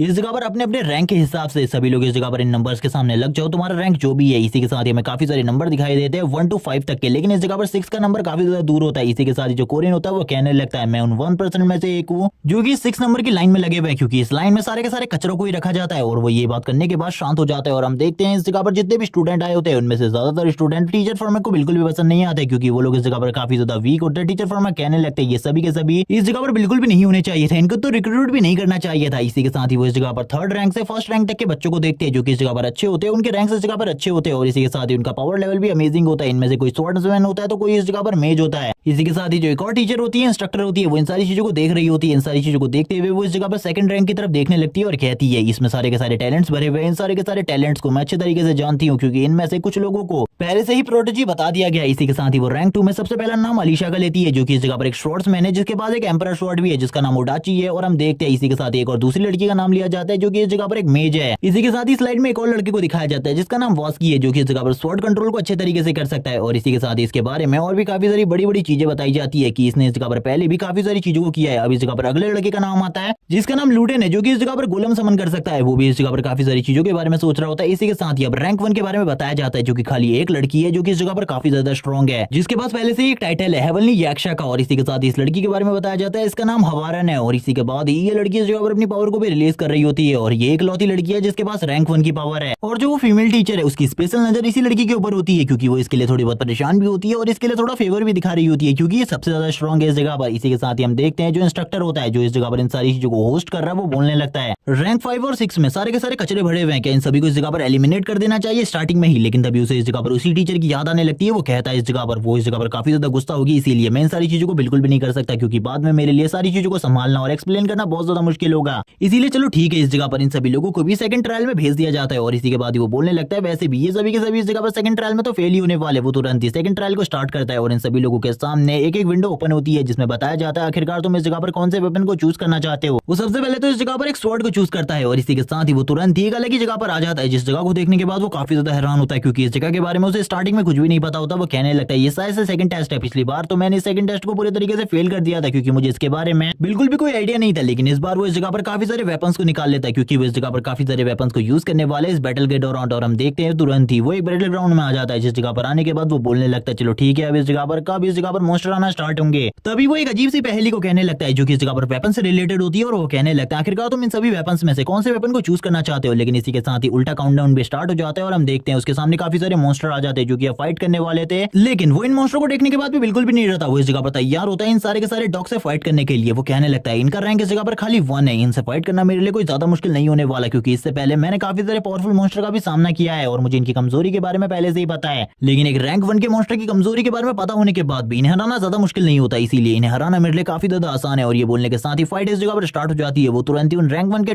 डॉग्स के ऊपर हमला कर देता है। उसकी स्पीड इस टाइम पर इतनी ज्यादा होती है कि वो डॉग्स इस जगह पर उसे देख भी नहीं पा रहे होते सही तरीके से। वो तुरंत ही एक डॉग के ऊपर हमला कर उसे तुरंत ही मार देता है और बाकियों की तरफ देखने लगता है, जबकि बाकी डॉग तो उसकी स्पीड ही देखकर हैरान होते हैं क्योंकि वो इतनी ज्यादा तेजी से मूवमेंट कर रहा होता है कि वो लोग उसे देख भी नहीं पा रहे थे। इसी के साथ ही वो तुरंत ही अपनी उसी जगह पर आ जाता है जिस जगह से वो गया था आगे की तरफ। वो डॉग्स भी काफी ज्यादा तेजी से उसकी तरफ आगे बढ़ने लगते हैं उसके ऊपर हमला करने के लिए। इसी के साथ ही वो उन डॉग से कहता है कि तुम लोगों को पता है इस जगह पर आखिरकार सबसे ज्यादा पावरफुल और कारगर वेपन कौन सा होता है? एक स्पेयर। अगर एक स्पेयर मास्टर फाइट करता है किसी से तो वो एक ही टाइम पर दोनों चीजों को कर सकता है, यानी कि वो डिफेंस भी कर सकता है, अटैक भी कर सकता है। इसीलिए उसके साथ फाइट करते हुए तुम्हें हमेशा तैयार रहना चाहिए मौत के लिए, क्योंकि कभी भी वो तुम्हारे ऊपर एक ऐसा डेडली हमला कर सकता है जिसके बाद तुम्हारा उठना उस जगह से बहुत ज्यादा मुश्किल हो जाएगा। और ये कहने के साथ ही वो इस जगह पर तीनों के तीनों मॉन्स्टर को मार देता है और अब इंतजार करने लगता है दूसरी बारी के मॉन्स्टर के इस जगह पर आने का, ताकि वो उनको भी मारकर किसी न किसी टीचर को तो इंप्रेस कर सके। वो कहने लगते हैं आखिरकार इस जगह पर कब अगली लेयर के मॉन्स्टर आएंगे। इसी तरीके से काफी सारी लेयर्स के मॉन्स्टर आते हैं और वो सारे के सारे मॉन्स्टर्स को मार देता है। कुछ टाइम बाद इस जगह पर मॉन्स्टर आने बंद हो जाते हैं। वो इस जगह पर खाली बैठ जाता है और कहने लगता है कितना लंबा टाइम हो गया, मॉन्स्टर नहीं आ रहे, आखिरकार अब क्या हुआ, कहीं इस जगह पर कुछ गड़बड़ तो नहीं हो गई। वो इसी बारे में सोच रहा होता है और इसी के साथ ही उसके पसीने छूट रहे होते हैं क्योंकि अब तो कोई भी मॉन्स्टर इस जगह पर नहीं आ रहा। इसी के साथ ही बाकी दूसरी जगहों का सीन दिखाता है जिस जगह पर सारे के सारे स्टूडेंट काफी सारे मॉन्स्टर से उलझ रहे होते हैं और उनको काफी ज्यादा प्रॉब्लम का सामना करना पड़ रहा था। जबकि जो होस्ट होता है इस जगह पर वो सारे के सारे स्टूडेंट्स के ऊपर नजर रखे हुए था। इसी के साथ ही उसकी नजर पड़ती है कोरिन के ऊपर और कोरिन की तरफ देखते हुए वो कहने लगता है आखिरकार इस बच्चे के पास कोई भी मॉन्स्टर क्यों नहीं है, मुझे बिल्कुल भी समझ में नहीं आ रहा क्या इसके वहां का सिस्टम पूरे तरीके से खराब हो गया है। और इसी के साथ ही जो कोरिन होता है वो आलसियों की तरह उस जगह पर पड़ा हुआ था। ये होस्ट इस जगह पर कोरिन के बारे में गलत गलत चीजें सोचने लगता है कि ये तो काफी ज्यादा आलसी है, इसके साथ शायद से कुछ ना कुछ ग्लिच चल रहा है। और इसी के साथ ही वो कहने लगता है चलो ठीक है इस जगह पर काफी सारे मॉन्स्टर को स्पॉन किया जाए ताकि ये बंदा भी टेस्ट दे सके। और इसी के साथ ही वो इस जगह पर अपने पावर का यूज करते हुए तुरंत ही उस जगह पर मॉन्स्टर को भेज देता है। कोरिन कहने लगता है मैं इंतजार कर रहा हूँ कब इस जगह पर मॉन्स्टर आएंगे। जिसके बाद होस्ट को थोड़ा बहुत गुस्सा भी आ रहा होता है कोरिन के ऊपर क्योंकि वो एक जगह पर खाली पड़ा हुआ था, क्योंकि होस्ट को तो इस जगह पर कुछ भी नहीं पता था कि कोरिन ने इस जगह पर सारे के सारे मॉन्स्टर को पहले भी डिफीट कर लिया है। इसी के साथ ही जो होस्ट होता है वो एक जगह पर बैठकर इन सारी चीजों को देख रहा था। तभी हम देखते हैं जो इस जगह पर कोरिन होता है वो वापस इन सारे के सारे मॉन्स्टर को मार देता है, लेकिन गालियां दे रहा होता है वो होस्ट को क्योंकि ये इस जगह पर नॉर्मल रैंक के मॉन्स्टर थे, इनको मारने में उसे बिल्कुल भी स्ट्रगल नहीं करना पड़ रहा था। इस टाइम तक होस्ट की नजर बिल्कुल भी कोरिन के ऊपर नहीं होती। जैसे ही वो पीछे की तरफ पलटता है कुछ टाइम बाद जैसे ही उसकी नजर कोरिन के ऊपर पड़ती है वो कोरिन को देखते हुए कहने लगता है ये लड़का इस जगह पर काफी ज्यादा आलसी है, इसने इस जगह पर बिल्कुल भी मॉन्स्टर को नहीं मारा है, मैंने उस जगह पर मॉन्स्टर स्पॉन करे थे, शायद से उस जगह पर बिल्कुल भी मॉन्स्टर स्पॉन नहीं हुए जिस वजह से ये अभी भी आलसियों की तरह पड़ा हुआ है। वो अभी भी कोरिन के बारे में काफी सारी चीजें सोचने लगता है, काफी ज्यादा गुस्सा होते हुए कोरिन की तरफ देख रहा होता है और कहने लगता है आखिरकार ये लड़का इस जगह पर क्या कर रहा है। तभी इसी के साथ ही एक और इंस्ट्रक्टर इस जगह पर एंट्री लेते हैं और कहने लगते हैं आखिरकार क्या गड़बड़ है। तभी वो होस्ट बताने लगता है यहाँ पर मैं मॉन्स्टर स्पॉन करने की कोशिश कर रहा हूँ लेकिन एक बार भी मॉन्स्टर स्पॉन नहीं हो रहा है, क्या इस जगह पर कुछ गड़बड़ है। वो होस्ट इस जगह पर कहने लगता है नहीं, ये जिसका मैजिक है उसके मैजिक के ऊपर मैं बिल्कुल भी शक नहीं कर सकता क्योंकि ये मैजिक लगभग 10 सालों से इसी तरीके से चला आ रहा है, क्या तुमने उसके ऊपर नजर रखी थी। वो बोलने लगता नहीं, नजर तो मैंने नहीं रखी थी, चलो ठीक है एक और बार मॉन्स्टर को स्पॉन किया जाए। जैसे ही दोबारा से वही लेवल 1 के मॉन्स्टर स्पॉन होते हैं कोरिन को तो इस जगह पर गुस्सा आ जाता है। वो गालियां देते हुए कहता है आखिरकार तुम लोग क्या समझ रहे हो, इस जगह पर मुझको बार बार लेवल 1 के मॉन्स्टर को स्पॉन करवा रहे हो, क्या तुम्हें ऐसा लगता है कि मैं काफी ज्यादा वीक हूँ। और ये बोलने के साथ ही कोरिन तुरंत ही अपने स्पेयर को तैयार कर लेता है इन सारे के सारे मॉन्स्टर के ऊपर हमला करने के लिए और सामने की तरफ थ्रो कर देता है। उसकी स्किल इतनी ज्यादा अमेजिंग होती है कि बस वो एक ही अटैक करता है, सामने की तरफ जितने भी मॉन्स्टर होते हैं वो सारे के सारे मारे जाते हैं। और इसका टाइम इस जगह पर बिल्कुल भी ज्यादा नहीं होता बल्कि 7.3 सेकंड होता है। ये देखने के बाद वो सारे के सारे इंस्ट्रक्टर और होस्ट दोनों ही हैरान हो जाते हैं और इसी के साथ ही टीचर फॉर्मेक को इस जगह पर बुलाने की डिमांड करते हैं। लेकिन जो टीचर फॉर्मेक होते हैं वो उस टाइम पर किसी जेगर नाम के लड़के को देख रहे होते हैं और वो यहाँ पर बताने लगते हैं जो जेगर नाम का लड़का है वो लेवल 3 के मॉन्स्टर का सामना कर रहा है इस टाइम पर और ये काफी ज्यादा अमेजिंग है। मैं भी इस टाइम पर इतना ज्यादा स्ट्रॉन्ग नहीं था, ये लड़का जिस तरीके से लेवल 3 के मॉन्स्टर का सामना कर रहा है मेरे लिए भी उस टाइम पर काफी ज्यादा मुश्किल होता है लेवल 3 के मॉन्स्टर का सामना करना। वो इसी बारे में बात कर रहे होते हैं लेकिन इस जगह पर वो दोनों इंस्ट्रक्टर सोच रहे होते हैं कि क्या इस बारे में बताना जरूरी है हमें टीचर फॉर्मेक को, लेकिन तभी वो इस बारे में नहीं बताते और कहने लगते चलो ठीक है नेक्स्ट बॉस को उस जगह पर भेजो। और ये बात इस जगह पर कोरिन के लिए हो रही थी। वो इस जगह पर रैंक 4 के एक मॉन्स्टर को भेजते हैं जिसका अटैक इस जगह पर काफी ज्यादा कम होता है लेकिन फिर भी वो इस जगह पर डिफेंस में काफी ज्यादा अच्छा होता है। इसी के साथ ही जो वो मॉन्स्टर होता है वो कोरिन के साथ फाइट करने लगता है लेकिन कोरिन को इस जगह पर बिल्कुल भी इसमें कोई इंटरेस्ट नहीं था। तो अभी कोरिन इसकी तरफ देखते हुए कहने लगता है तुम इस जगह पर मेरे लिए कोई भी मुश्किल नहीं हो, मैं इस जगह पर बहुत ज्यादा इजीली तुम्हें डिफीट कर सकता हूँ। और इसी के साथ ही हम देखते हैं कोरिन उसे भी इस जगह पर बहुत ज्यादा आसानी से डिफीट कर देता है। ये देखने के बाद तो होस्ट की हालत खराब हो जाती है। होस्ट समझ जाता है कि इससे पहले जितने भी बार मॉन्स्टर उस जगह पर गए थे सभी को इस लड़के ने मार दिया था और इस रैंक 4 के मॉन्स्टर को तो मारने में उसे इस जगह पर बस 3.7 सेकंड लगते हैं। इसी के साथ ही अब इस जगह पर एक रैंक 3 के मॉन्स्टर को भेजा जाता है जिससे इस टाइम पर जिगर भी फाइट कर रहा है और ये ऑल मॉन्स्टर इस जगह पर आते ही इस जगह पर कोरिन के ऊपर हमला करना स्टार्ट कर देता है। कोरिन को पता है ये मॉन्स्टर इस जगह पर उसको थोड़ी बहुत टक्कर दे ही सकता है, इसीलिए अब इन दोनों के बीच की जो फाइट होती है वो धीरे धीरे कर इंटेंस होने लगती है। ये दोनों लगातार एक दूसरे के ऊपर हमला करने लगते हैं। कोरिन को भी इस जगह पर काफी ज्यादा प्रॉब्लम का सामना करना पड़ता है इससे फाइट करने में, लेकिन अभी तक जो कोरिन है वो इसका सामना इस जगह पर बस अपनी रॉ स्ट्रेंथ से कर रहा है। उसने अभी तक अपनी र्यून पावर को बिल्कुल भी यूज नहीं किया। कोरिन कहने लगता है चलो ठीक है अब इस जगह पर अपनी थोड़ी बहुत पावर्स को भी यूज करते हैं। वो तुरंत इस जगह पर र्यून्स की पावर को यूज करना स्टार्ट करता है। वो बस इस जगह पर र्यून्स की थोड़ी बहुत पावर ही यूज करता है। इसी के साथ ही इस जगह पर वो एक मैजिशियन की तरह चारों तरफ फ्लेम ले आता है जिस फ्लेम की वजह से काफी सारी प्रॉब्लम क्रिएट हो जाती है। जैसे इस जगह पर काफी सारे इंस्ट्रक्टर और काफी सारे लोग इस सारी चीजों को देखते हुए कहने लगते हैं ये तो इस जगह पर र्यून की पावर है। र्यून की पावर को देखने के बाद वो सभी लोग हैरान होते हैं क्योंकि किसी भी बंदे के पास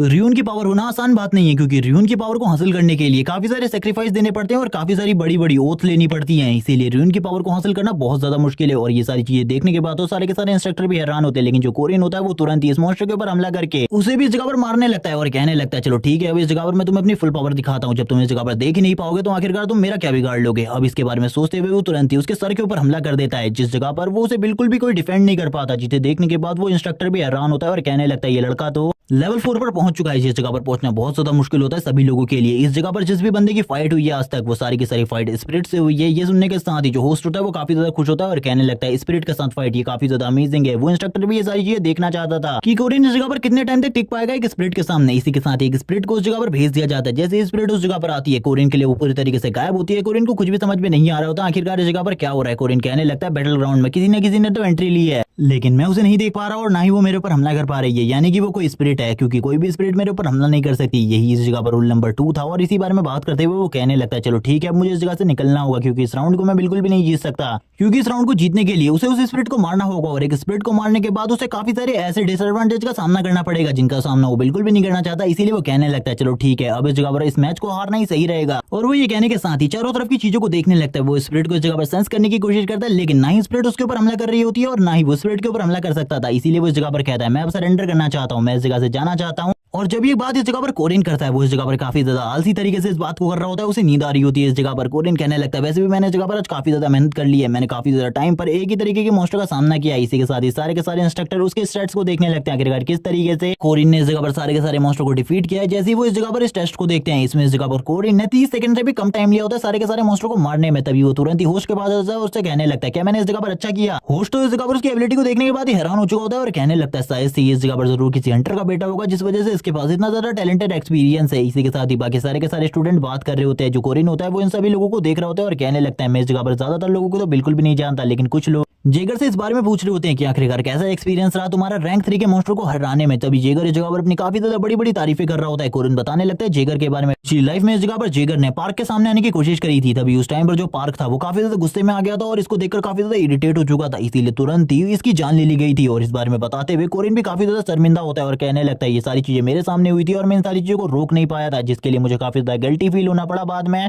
क्योंकि सभी लोग उस टाइम पर जानते थे कि उस टाइम पर पार्क को मेरे अलावा और कोई भी नहीं रोक सकता, लेकिन उस टाइम पर मैं उसे बिल्कुल भी नहीं रोक सका। इसी के साथ ही एक और स्टूडेंट का सीन दिखाते हैं जो कि इस जगह पर आराम से आगे की तरफ जा रहा होता है, जो कि इस जगह पर कुछ भी नहीं कर पाया है। सबसे ज्यादा ट्रेस स्टूडेंट यही है इस जगह पर। इस लड़के का नाम रार्क है और ये इस जगह पर रैंक 5 की टीम से है। इसी के साथ ही जो कोरिन होता है वो इसकी तरफ देखते हुए कहने लगता है इसकी जो एबिलिटी है इस जगह पर वो सारी की सारी चीजों को याद करने की है। इसके बारे में मुझे काफी सारी चीजें पता है, लेकिन पार्क ने इसके साथ भी बिल्कुल भी सही नहीं किया था, लेकिन इस बार मैं ऐसा बिल्कुल भी नहीं होने दूंगा। जिसके बाद होस्ट की एंट्री होती है। इस जगह पर आते ही वो सभी लोगों को वेलकम करना स्टार्ट कर देता है और इन सभी लोगों को वेलकम करते हुए इसके बारे में बताता है इन लोगों को सिलेक्ट कर लिया गया और जिन लोगों को इस जगह पर निकाला गया उन लोगों को भी इसके बारे में बता दिया गया और वो लोग अभी तक इस जगह से जा चुके हैं। और अब ये इस जगह पर अपना लंबा चौड़ा भाषण देता है अपने एकेडमी के बारे में कि तुम लोगों को इस जगह पर आगे चलकर वॉरियर बनना है, कुछ लोगों को मेज बनना है, तुम सभी लोगों को इस कंट्री की प्रोटेक्शन करनी है, मॉन्स्टर का सामना करना है, इसी बारे में। और ये सारी चीजें कोरिन सुन रहा होता है, वो लार्क के बगल में खड़ा होता है। तभी हम इस जगह पर जेगर को देखते हैं जो इन सारी चीजों को सुनने के बाद काफी ज्यादा बोर हो जाता है और कहने लगता है ये बिल्कुल भी इंटरेस्टिंग नहीं है, इस जगह पर फाइट्स होनी चाहिए, क्योंकि जो ये बंदा जेगर है ये इस जगह पर एक बुली टाइप बंदा है। इसी के साथ हम होस्ट को देखते हैं जो बोलने लगता है अब तुम्हारा भी एकेडमी में उतना ही आगे जितना हम लोगों का है, इसीलिए इस जगह पर सही तरीके से एकेडमी का ख्याल रखना और इस जगह पर डिसिप्लिन को बनाए रखना, और डिसिप्लिन के बारे में भी इन लोगों को बता दिया जाता है। तभी हम देखते हैं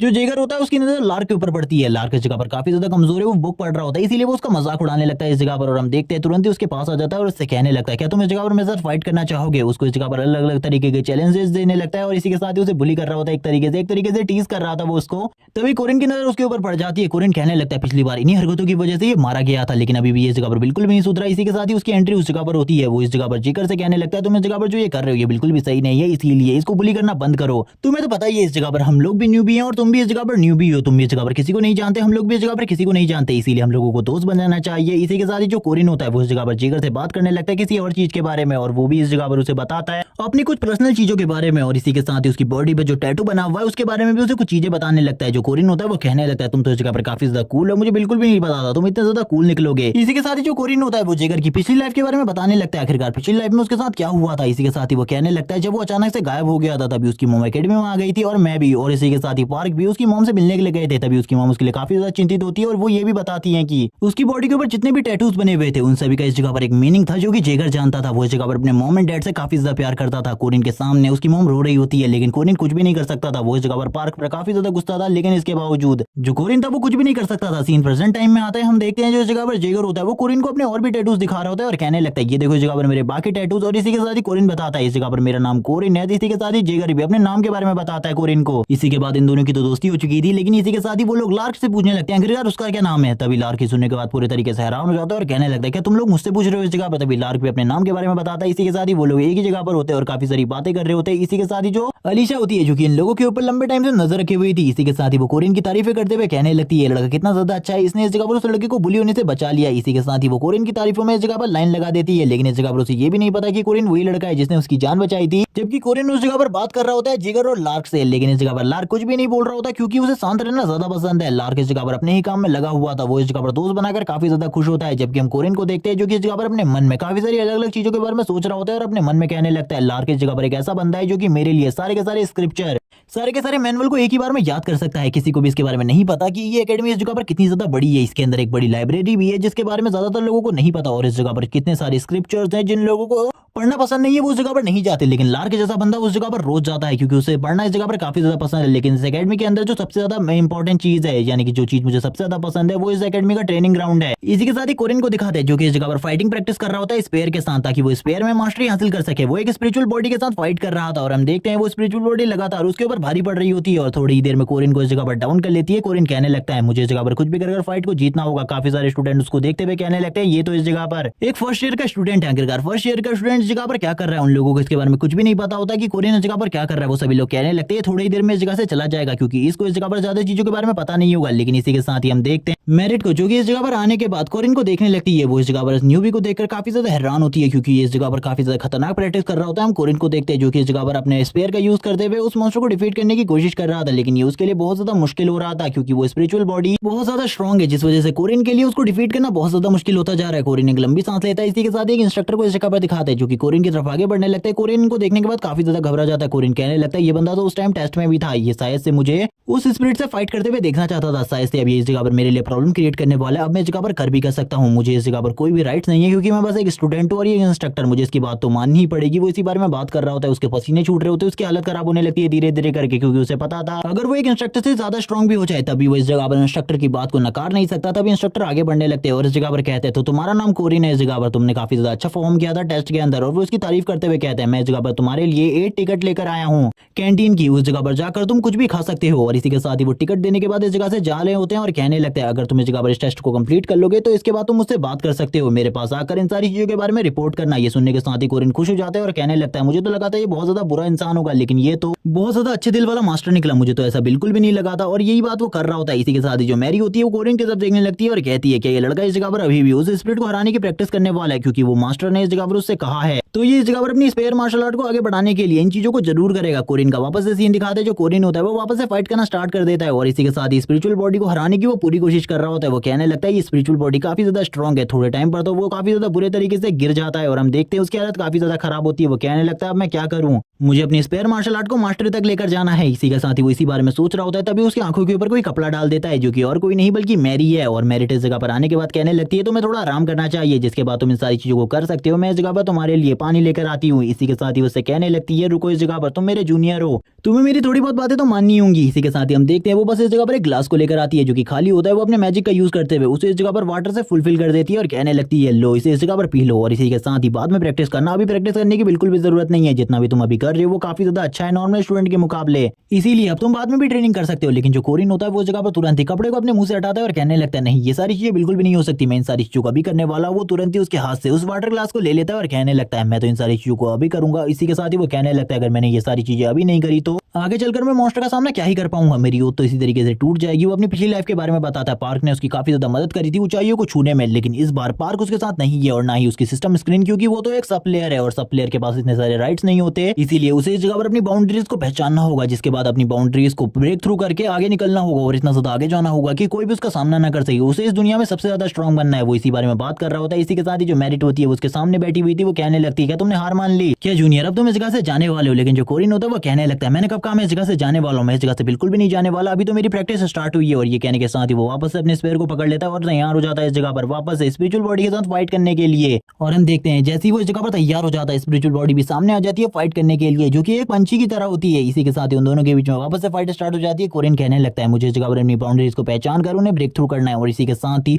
वो अपनी एक न्यू फुटवर्क टेक्निक को यूज करने लगता है जो कि उसने खुद बनाई होती है। इस फुटवर्क टेक्निक को यूज करते हुए वो इस जगह पर काफी ज्यादा फास्ट हो जाता है और हम देखते हैं उसकी ये टेक्निक इतनी ज्यादा फास्ट होती है कि इस जगह पर वो स्पिरिट भी उसके ऊपर हमले नहीं कर पा रही होती, लेकिन वो भी बदले में स्पिरिट के ऊपर कोई भी हमले नहीं कर पा रहा था। वो कहने लगता है मुझे इस जगह पर फोकस करना होगा। इसके बाद ही वो इस जगह पर लंबी लंबी सांसें लेना स्टार्ट कर देता है। लंबी लंबी सांसें लेते हुए वो बोल रहा होता है मुझे कुछ भी कर इस स्पिरिट को डिफीट करना है, इसके लिए मुझे इस जगह पर जो कुछ भी करना पड़े वो काम है। वो तुरंत ही स्पेयर को अच्छे तरीके से पकड़ लेता है, होल्ड करते हुए कहता है चलो ठीक है अब तुम्हारी बारी है। और तुरंत ही अपने पास्ट के बारे में सारी की सारी चीजें याद करने लगता है जो भी पिछले 3 सालों में उसके साथ हुआ था। इसी के साथ ही उसकी बॉडी से रेड कलर का ऑरा निकलना स्टार्ट हो जाता है, यानी कि वो वापस से इस जगह पर अपने र्यून की पावर को यूज कर रहा है। अपने र्यून की पावर को यूज करते हुए वो इस जगह पर इस स्पिरिट की हालत को भी खराब कर देता है। हम देखते हैं इस स्पिरिचुअल बॉडी की भी हालत खराब हो रही होती है आप फाइट करने में। ये देखकर तो मैरिट भी पूरी तरीके से हैरान हो जाती है और कहने लगती है ये लड़का तो इस जगह पर काफी ज्यादा अमेजिंग है, इसने इस जगह पर पहले ही दिन इतनी सारी चीजों को इतनी सारी अचीवमेंट को हासिल कर लिया जो कि सभी लोगों के लिए बहुत ज्यादा मुश्किल होता है, लेकिन इसकी अचीवमेंट इस जगह पर बाउंडलेस है। ये इस जगह पर धीरे धीरे करके इतना ज्यादा स्ट्रॉन्ग होता जा रहा है कि इसका सामना करना बाकी लोगों के लिए बहुत ज्यादा मुश्किल है। इसी के साथ ही जो कोरिन होता है ऊपर की तरफ से नीचे की तरफ आ रहा होता है और कहने लगता है मैं तुम्हें बिल्कुल भी नहीं छोड़ने वाला। वो ये सारी की सारी बातें स्पिरिट से कर रहा होता है, जबकि हम स्पिरिट को देखते हैं जो कि इस जगह पर काफी ज्यादा तेजी से मूव करने लगती है, लेकिन कोरिन के इस हमले से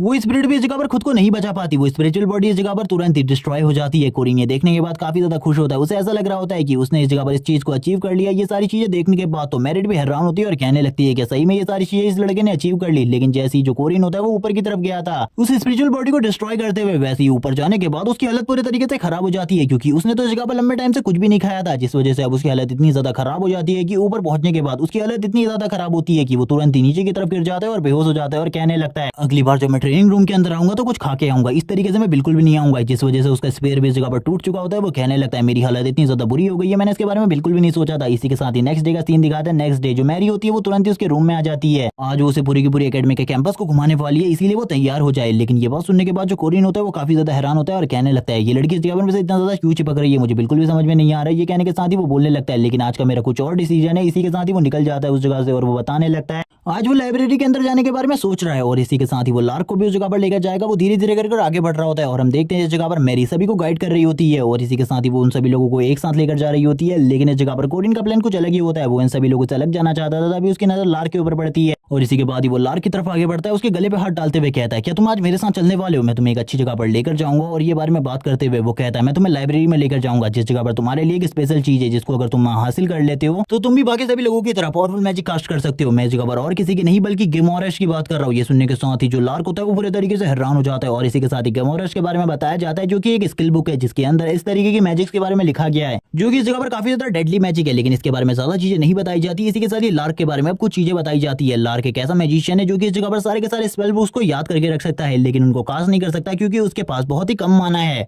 और इस दुनिया में तुम्हारे पास कितनी सारी स्पेल्स है ये मायने नहीं रखता तुम्हारे पास कितना अच्छा माना है और कितना ज्यादा माना है ये मायने रखता है। अगर तुम्हारे पास ज्यादा माना है तो तुम हाई रैंक के स्पेल बुक को भी कास्ट कर सकते हो, लेकिन अगर तुम्हारे पास लो रैंक का माना है तो तुम इस जगह पर कुछ भी नहीं कर सकते। इसी के साथ ही हम लार्क को देखते हैं। लार्क बोलने लगता है कोरिन अपनी डील के बारे में याद रखना। कोरिन कहने लगता है हाँ मेरी डील इस जगह पर मुझे याद है, इसीलिए मैं उसके बारे में बिल्कुल भी नहीं भूला, तुम भी इसके बारे में याद रखना। और इन दोनों के बीच में क्या डील हुई है इसके बारे में हमें नहीं बताया जाता। जबकि जो कोरिन होता है वो इस जगह पर काफी सारी बुक को छानने के बाद गिमोरस को नहीं ढूंढ पाता। वो कहने लगता है आखिरकार वो बुक कहाँ है, पिछली लाइफ में तो वो यही थी लेकिन मैं उसे उस लाइफ में भी नहीं ढूंढ पाया था अच्छे तरीके से। इसी के साथ ही वो काफी सारी बुक्स को और छानने लगता है लेकिन अभी भी उसे वो नहीं मिल रही होती। इसी के साथ ही वो काफी सारी बुक्स को इसी तरीके से फेंक रहा होता है। ये सारी चीजें लार्क देख रहा होता है। लार्क देखते हुए कहने लगता है इन सारी चीजों को बंद करो, अगर किसी को इसके बारे में पता चल गया तो हम लोगों को इस जगह पर पनिशमेंट मिलेगी। कोरिन बोलने लगता है उस स्पेशल स्पेल बुक को ढूंढने के बाद तो इस जगह पर हम लोगों को कोई भी कुछ नहीं कहने वाला, तुम्हें इसके बारे में नहीं पता। वो इसी के साथ ही काफी सारी स्पेशल बुक्स को भी फेंक देता है जो कि इस जगह पर कुछ मैजिशियन के लिए तो इस जगह पर एक खजाना है। इसी के साथ ही हम देखते हैं उस जगह पर एक सीक्रेट डोर को खोज लिया जाता है जो कि और किसी ने नहीं कोरिन ने खोजा होता है। कोरिन को देखने के बाद लार्क बोलने लगता है तुमने तो एक सीक्रेट डोर खोज लिया, शायद से जो गिमोरस है उसे इसी जगह पर छुपाया गया होगा। कोरिन कहने लगता है मैं अंदर जा रहा हूँ, चलो ठीक है मेरे पीछे आओ। इसी के साथ ही जो लार्क होता है वो कहने लगता है मेरा इंतजार करो, मैं भी तुम्हारे पीछे आ रहा हूँ। और इसी को सुनने के साथ ही वो दोनों ही अंदर की तरफ आ जाते हैं। इस जगह पर उसे बिल्कुल भी समझ में नहीं आ रहा होता और हमें बताया जाता है इस जगह पर काफी सारी डार्क स्पिरिट्स हैं जो कि ह्यूमन के ऊपर हमला कर उसे मार सकती है। इसी के साथ ही जो कोरिन होता है वो उससे बात करने लगता है, उसके ऊपर तो कोई भी स्पिरिट हमला नहीं करने वाली। इसी के साथ ही वो उसके हाथ को पकड़ लेता है। जबकि इस जगह पर जो लार्क होता है वो कहने लगता है क्या तुम ये चीजें इसलिए कर रहे हो ताकि मैं इस जगह पर तुम्हारी मदद करूँ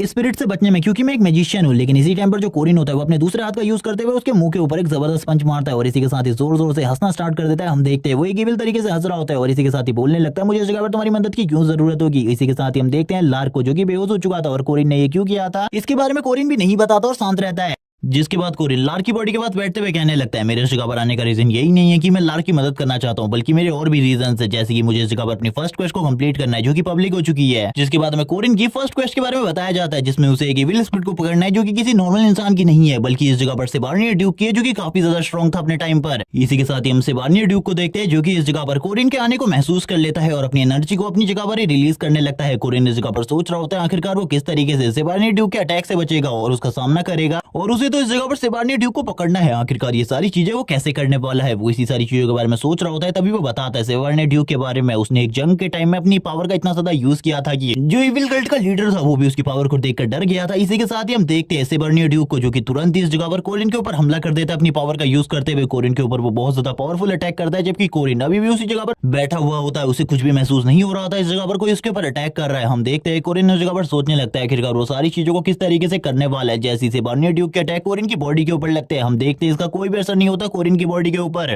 क्योंकि कोरिन के ऊपर किसी भी सोल के कोई भी अटैक काम नहीं करते। और हम देखते हैं यही सारी चीजें इस जगह पर हो रही होती है लेकिन कोरिन भी इस जगह पर सेबार्नियर ड्यूक की सोल को नहीं देख पाता। वो इसी बारे में चिंता कर रहा होता है। वो कहने लगता है सेबार्नियर ड्यूक मुझे पता है इस जगह पर तुम मेरे ऊपर हमला करने की कोशिश कर रहे हो लेकिन ये सारे के सारे हमले बेकार है मेरे ऊपर, क्योंकि मैं किसी भी तरीके के सोल अटैक से इम्यून हूं और ना ही कोई सोल मेरे ऊपर हमला कर सकती है, इसीलिए इसके बारे में तो भूल ही जाओ। वो अपने बारे में भी सोचने लगता है आखिरकार वो सेबार्नियर ड्यूक को किस तरीके से पकड़ने वाला है। अब वो इसी बारे में सोच रहा था तभी उसकी नजर पड़ती है इस जगह पर अपने दोस्त लार्क की बॉडी के ऊपर, जबकि सेबार्नियर ड्यूक भी काफी ज्यादा हैरान होता है। उसके कोई भी अटैक इस जगह पर कोरिन के ऊपर असर नहीं कर रहे होते क्योंकि उसने इस जगह पर र्यून पावर्स को एक्टिव कर रखा है। हम देखते हैं जो कोरिन होता है वो बोलने लगता है अगर तुम मेरे से फाइट करना चाहते हो तो ठीक है, इस लड़के की बॉडी के अंदर आ जाओ, तब मैं इस जगह पर तुम्हारे साथ फाइट करने के लिए तैयार हूँ। इसी के साथ ही कोरिन बोलने लगता है जो सेबार्नियर ड्यूक है वो इस जगह पर पूरे तरीके से इन्फेक्टेड है, वो इविल स्पिरिट इसलिए है क्योंकि उसे इस जगह पर एक वेम्पायर ने काट लिया था जिसके बाद वो भी वेम्पायर जैसा बिहेव करने लगा है। और इसी के साथ ही इन लोगों को डेमी ह्यूमन कहा जाता है और इस दुनिया में डेमी ह्यूमन भी दो टाइप के होते हैं जो कि इस जगह पर वेम्पायर या फिर वेयरवुल्फ होते हैं। इसी के साथ ही वो और बताने लगता है सेबार्नियर ड्यूक के बारे में। इसने इस जगह पर अपने ही सर्वेंट को मार दिया था गलती से, जिसके बाद उसे काफी ज्यादा रिग्रेट हुआ इन सारी चीजों का और उसे डर लगने लगा कि उसकी फैमिली के अंदर जितने भी मेंबर हैं वो उनके ऊपर हमला कर उन्हें भी मारने की कोशिश कर सकता है। इस बात को उसे डर काफी ज्यादा था क्योंकि वो इस जगह पर अपने वेम्पायर फॉर्म को बिल्कुल भी कंट्रोल नहीं कर सकता था, इसीलिए उसे ये डर इतना ज्यादा था कि उसने इस जगह पर अपनी डॉटर और अपनी वाइफ को सारे के सारे सर्वेंट के साथ बाहर की तरफ भेज दिया और खुद को कैद कर लिया इस बड़ी सी हवेली में। वो कुछ भी कर अपने आप को सील रखना चाहता था जिसके लिए उसने अपने ऊपर काफी सारे मैजिक कास्ट किए, काफी सारी चीजों को किया, लेकिन फिर भी वो इन सारी चीजों को नहीं कर पा रहा था। जिसके बाद उसने इन सारे कदमों को उठाया था क्योंकि कोई भी मैजिक उसकी बॉडी को इस जगह पर सही तरीके से स्टेबल नहीं रख पा रहा था। जिसके बाद उसने एक ऐसी बुक को यूज किया जो कि इस जगह पर कारगर रही उसकी बॉडी के ऊपर, जो कि इस जगह पर गिमोरस है। और इसी के साथ ही हम देखते हैं लार्क की बॉडी के ऊपर ड्यूक सेबार्नियर की सोल कंट्रोल कर लेती है और इसी के साथ ही लार्क इस जगह पर एग्रेशन में पूरे तरीके से एक वैम्पायर में बदल चुका था और काफी ज्यादा तेजी से आगे बढ़ने लगता है कोरिन के ऊपर हमला करने के लिए। कोरिन कहने लगता है लार्क को इस जगह पर लाने का एक और रीजन कि वो इस जगह पर काफी ज्यादा कमजोर है, अगर इस जगह पर जो ड्यूक सेबार्नियर है वो मेरे ऊपर हमला भी करता है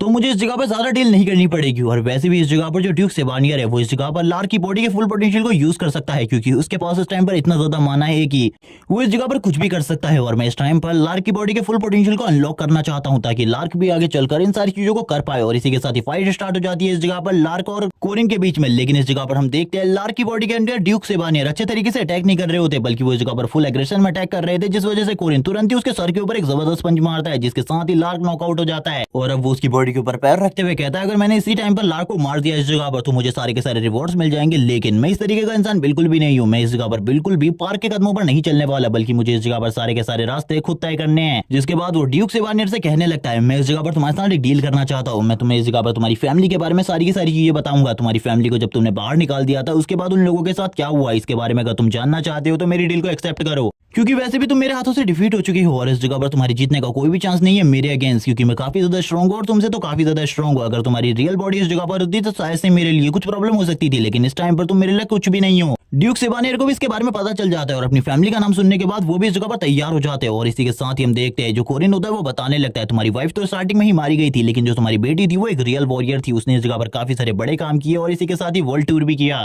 वो अपने लास्ट टाइम में भी तुम्हें याद करती थी। वो इस जगह पर अपने फादर से मिलना चाहती थी, लेकिन ये उसके लिए बहुत ज्यादा मुश्किल था, क्योंकि वो अपने फादर से तो बिल्कुल भी नहीं मिल सकती थी, क्योंकि उसके फादर एक वैम्पायर में पूरे तरीके से कन्वर्ट हो चुके थे और उस बंदे को रोकना किसी के भी बस की बात नहीं थी, जिसने अकेले इविल कल्ट वालों का सामना किया हो और इविल कल्ट वालों को इतनी ज्यादा बुरी हार दी हो कि उसके सामने कोई भी नहीं टिक सकता हो। और इसी के साथ ही वो इस जगह पर उनके बारे में काफी सारी चीजें बताने लगता है। वो इस जगह पर जितनी भी मेमोरीज उसके पास होती है वो सारी की सारी इसके बारे में बता देता है और बोलने लगता है। आगे चलकर इस जगह पर लार्क मेरे काफी ज्यादा काम आने वाले, किसी को भी इसके बारे में नहीं पता। जबकि हम देखते हैं लार्क के आंसू निकलने लगते हैं, क्योंकि इस जगह पर ड्यूक सेबानियर उसकी बॉडी के अंदर होते हैं, इसीलिए ये सारी चीजें हो रही होती है। कोरिन अभी भी इस जगह पर नहीं रुकता और सारी की सारी कहानियां बता देता है उनकी फैमिली के बारे में। जिसके बाद कोरिन का मिशन कंप्लीट हो जाता है और हम देखते हैं उसे इस जगह पर ब्रूक गेमोरस के साथ काफी सारी और ट्रेजर्स भी मिलते हैं, जो कि इस जगह पर काफी ज्यादा इंपॉर्टेंट होते हैं। कोरिन ये देखने के बाद काफी ज्यादा हैरान हो जाता है, क्योंकि पिछली लाइफ में इनमें से काफी कम ही ट्रेजर उसे मिले थे और बाकी सारे ट्रेजर्स उसे बिल्कुल भी नहीं मिले थे। इसी के साथ ही हम देखते हैं ड्यूक सेबानियर की स्पिरिट डस्ट। और इसी के साथ ही इस जगह पर दो बुक्स होती है, जिनमें से एक गिमोरस है और दूसरी बुक के बारे में हमें बिल्कुल भी नहीं बताया जाता। कोरिन को बताया जाता है कि उसे इस जगह पर एक न्यू स्किल मिल चुकी है, जिसके आधार पर वो इस जगह पर जितने टाइम तक अपनी फुल विल का यूज करते हुए फाइट करेगा तब तक उसकी बॉडी धीरे धीरे कर हील होती रहेगी। कोरिन इन सारी चीजों के बारे में सोच रहा होता है और कहने लगता है ये स्किल इस जगह पर काफी ज्यादा इंपॉर्टेंट है, लेकिन इस स्किल के बारे में मैं ज्यादा नहीं जानता, क्योंकि पिछली लाइफ में इसका ज्यादा यूज करते हुए मैंने किसी को भी नहीं देखा। इसी के साथ ही लार्क भी इस जगह पर जाग जाता है। कोरिन कहने लगता है तुम्हारी बॉडी के ऊपर एक वैम्पायर ने कंट्रोल करके रखा था, इसीलिए तुम्हारे सर में दर्द हो रहा है। लार्क बोलने लगता है हाँ एक वैम्पायर ने कंट्रोल करके रखा था, लेकिन मेरे सर में दर्द क्यों हो रहा है और इसी के साथ ही मेरे मुंह में भी दर्द क्यों हो रहा है, जैसे कि मुझे इस जगह पर किसी ने पंच मारा हो। कोरिन ऊपर की तरफ देखने लगता है, क्योंकि वो इसके बारे में उसे नहीं बताना चाहता था, क्योंकि ये सारे के सारे कांड कोरिन ने किए थे। लार्क ने अभी अपने मुंह के ऊपर हाथ रखा होता है। इसी के साथ ही जो कोरिन होता है वो कहने लगता है ये इस जगह पर बुक गेम हो रहा है, इसका सही तरीके से यूज करना। मैं चाहता हूं तुम आगे चलकर इसका सही तरीके से यूज करो और काफी ज्यादा स्ट्रॉन्ग बनो। जैसे ही लार्क इस जगह पर बुक गेम और उसको देखता है वो तुरंत उसे पढ़ना स्टार्ट कर देता है और कहने लगता है कि सही में तुम मुझे दे रहे हो, क्योंकि इस बुक को तो सभी लोग हासिल करना चाहते हैं। कोरिन बोलने लगता है तुम बेवकूफ हो, इस जगह पर मैं मैजिक क्लास से नहीं हूं, तुम इसका यूज यहाँ पर कैसे ही कर सकता हूँ। और इसी के साथ ही कोरिन को रिवॉर्ड मिल जाता है 80 पॉइंट्स का, जिसे सुनने के साथ ही वो काफी ज्यादा खुश हो जाता है और बोलने लगता है एक लेवल अप में हमें खाली 5 पॉइंट मिलते हैं। इसके हिसाब से इस टाइम पर मेरे पास जितने पॉइंट है वो इस जगह पर 16 लेवल अप के हैं, लेकिन इस बार मेरा लेवल अप नहीं हुआ शायद से इस टास्क का खाली यही रिवॉर्ड था। और इसी बारे में बात करते हुए वो इस जगह पर उठाते हुए लेकर जाने लगता है लार्क को इस जगह से। इसी के साथ ही हम उसके सिस्टम में देखते हैं जो कि काफी सारी चीजें बिल्ट होने लगती है, जैसे कि कोरिन एक सब प्लेयर है, जिस वजह से वो ज्यादा चीजें अपने सिस्टम से नहीं पूछ सकता और ना ही सिस्टम से कुछ चीजें खरीद सकता है। इसीलिए कोरिन के लिए काफी सारी प्रॉब्लम है। हम देखते हैं कोरिन को इस जगह पर कुछ और पॉइंट्स में मिलते हैं, जो कि इस जगह पर उसके टास्क को कंप्लीट करने के लिए आए, क्योंकि उसने इस जगह पर रून्स के रूट को सही तरीके से फॉलो किया है। इसी के साथ ही सीन शिफ्ट होता है, हमें ट्रेनिंग ग्राउंड का सीन दिखाते हैं, जिस जगह पर जो मेरिट होती है वो सभी लोगों को इस जगह पर पोटैटो दे रही होती है और सभी लोगों से कहने लगती है इसे खाओ। इस जगह पर सभी लोग उसकी बातों को सुन रहे होते हैं और वो तुरंत ही कोरिन के पास आ जाती है और कोरिन से बोलने लगती है कि तुम अभी भी उस स्पिरिचुअल बॉडी को डिफीट करने के लिए इस जगह पर आए हो। मुझे ऐसा लगता है आज तुम अपने टास्क को कंप्लीट कर लोगे और जरूर तुम स्पिरिचुअल बॉडी को डिफीट कर लोगे। इसी के साथ ही जो बाकी स्टूडेंट होते हैं वो बोलने लगते हैं जो सिस्टर मैरी है इस जगह पर वो इस लड़के को काफी ज्यादा फेस दे रही है, लेकिन ऐसी कोई भी बात नहीं है, इसको बिल्कुल भी फेस नहीं देना चाहिए, क्योंकि आज इन सारी चीजों को बिल्कुल भी नहीं कर सकता।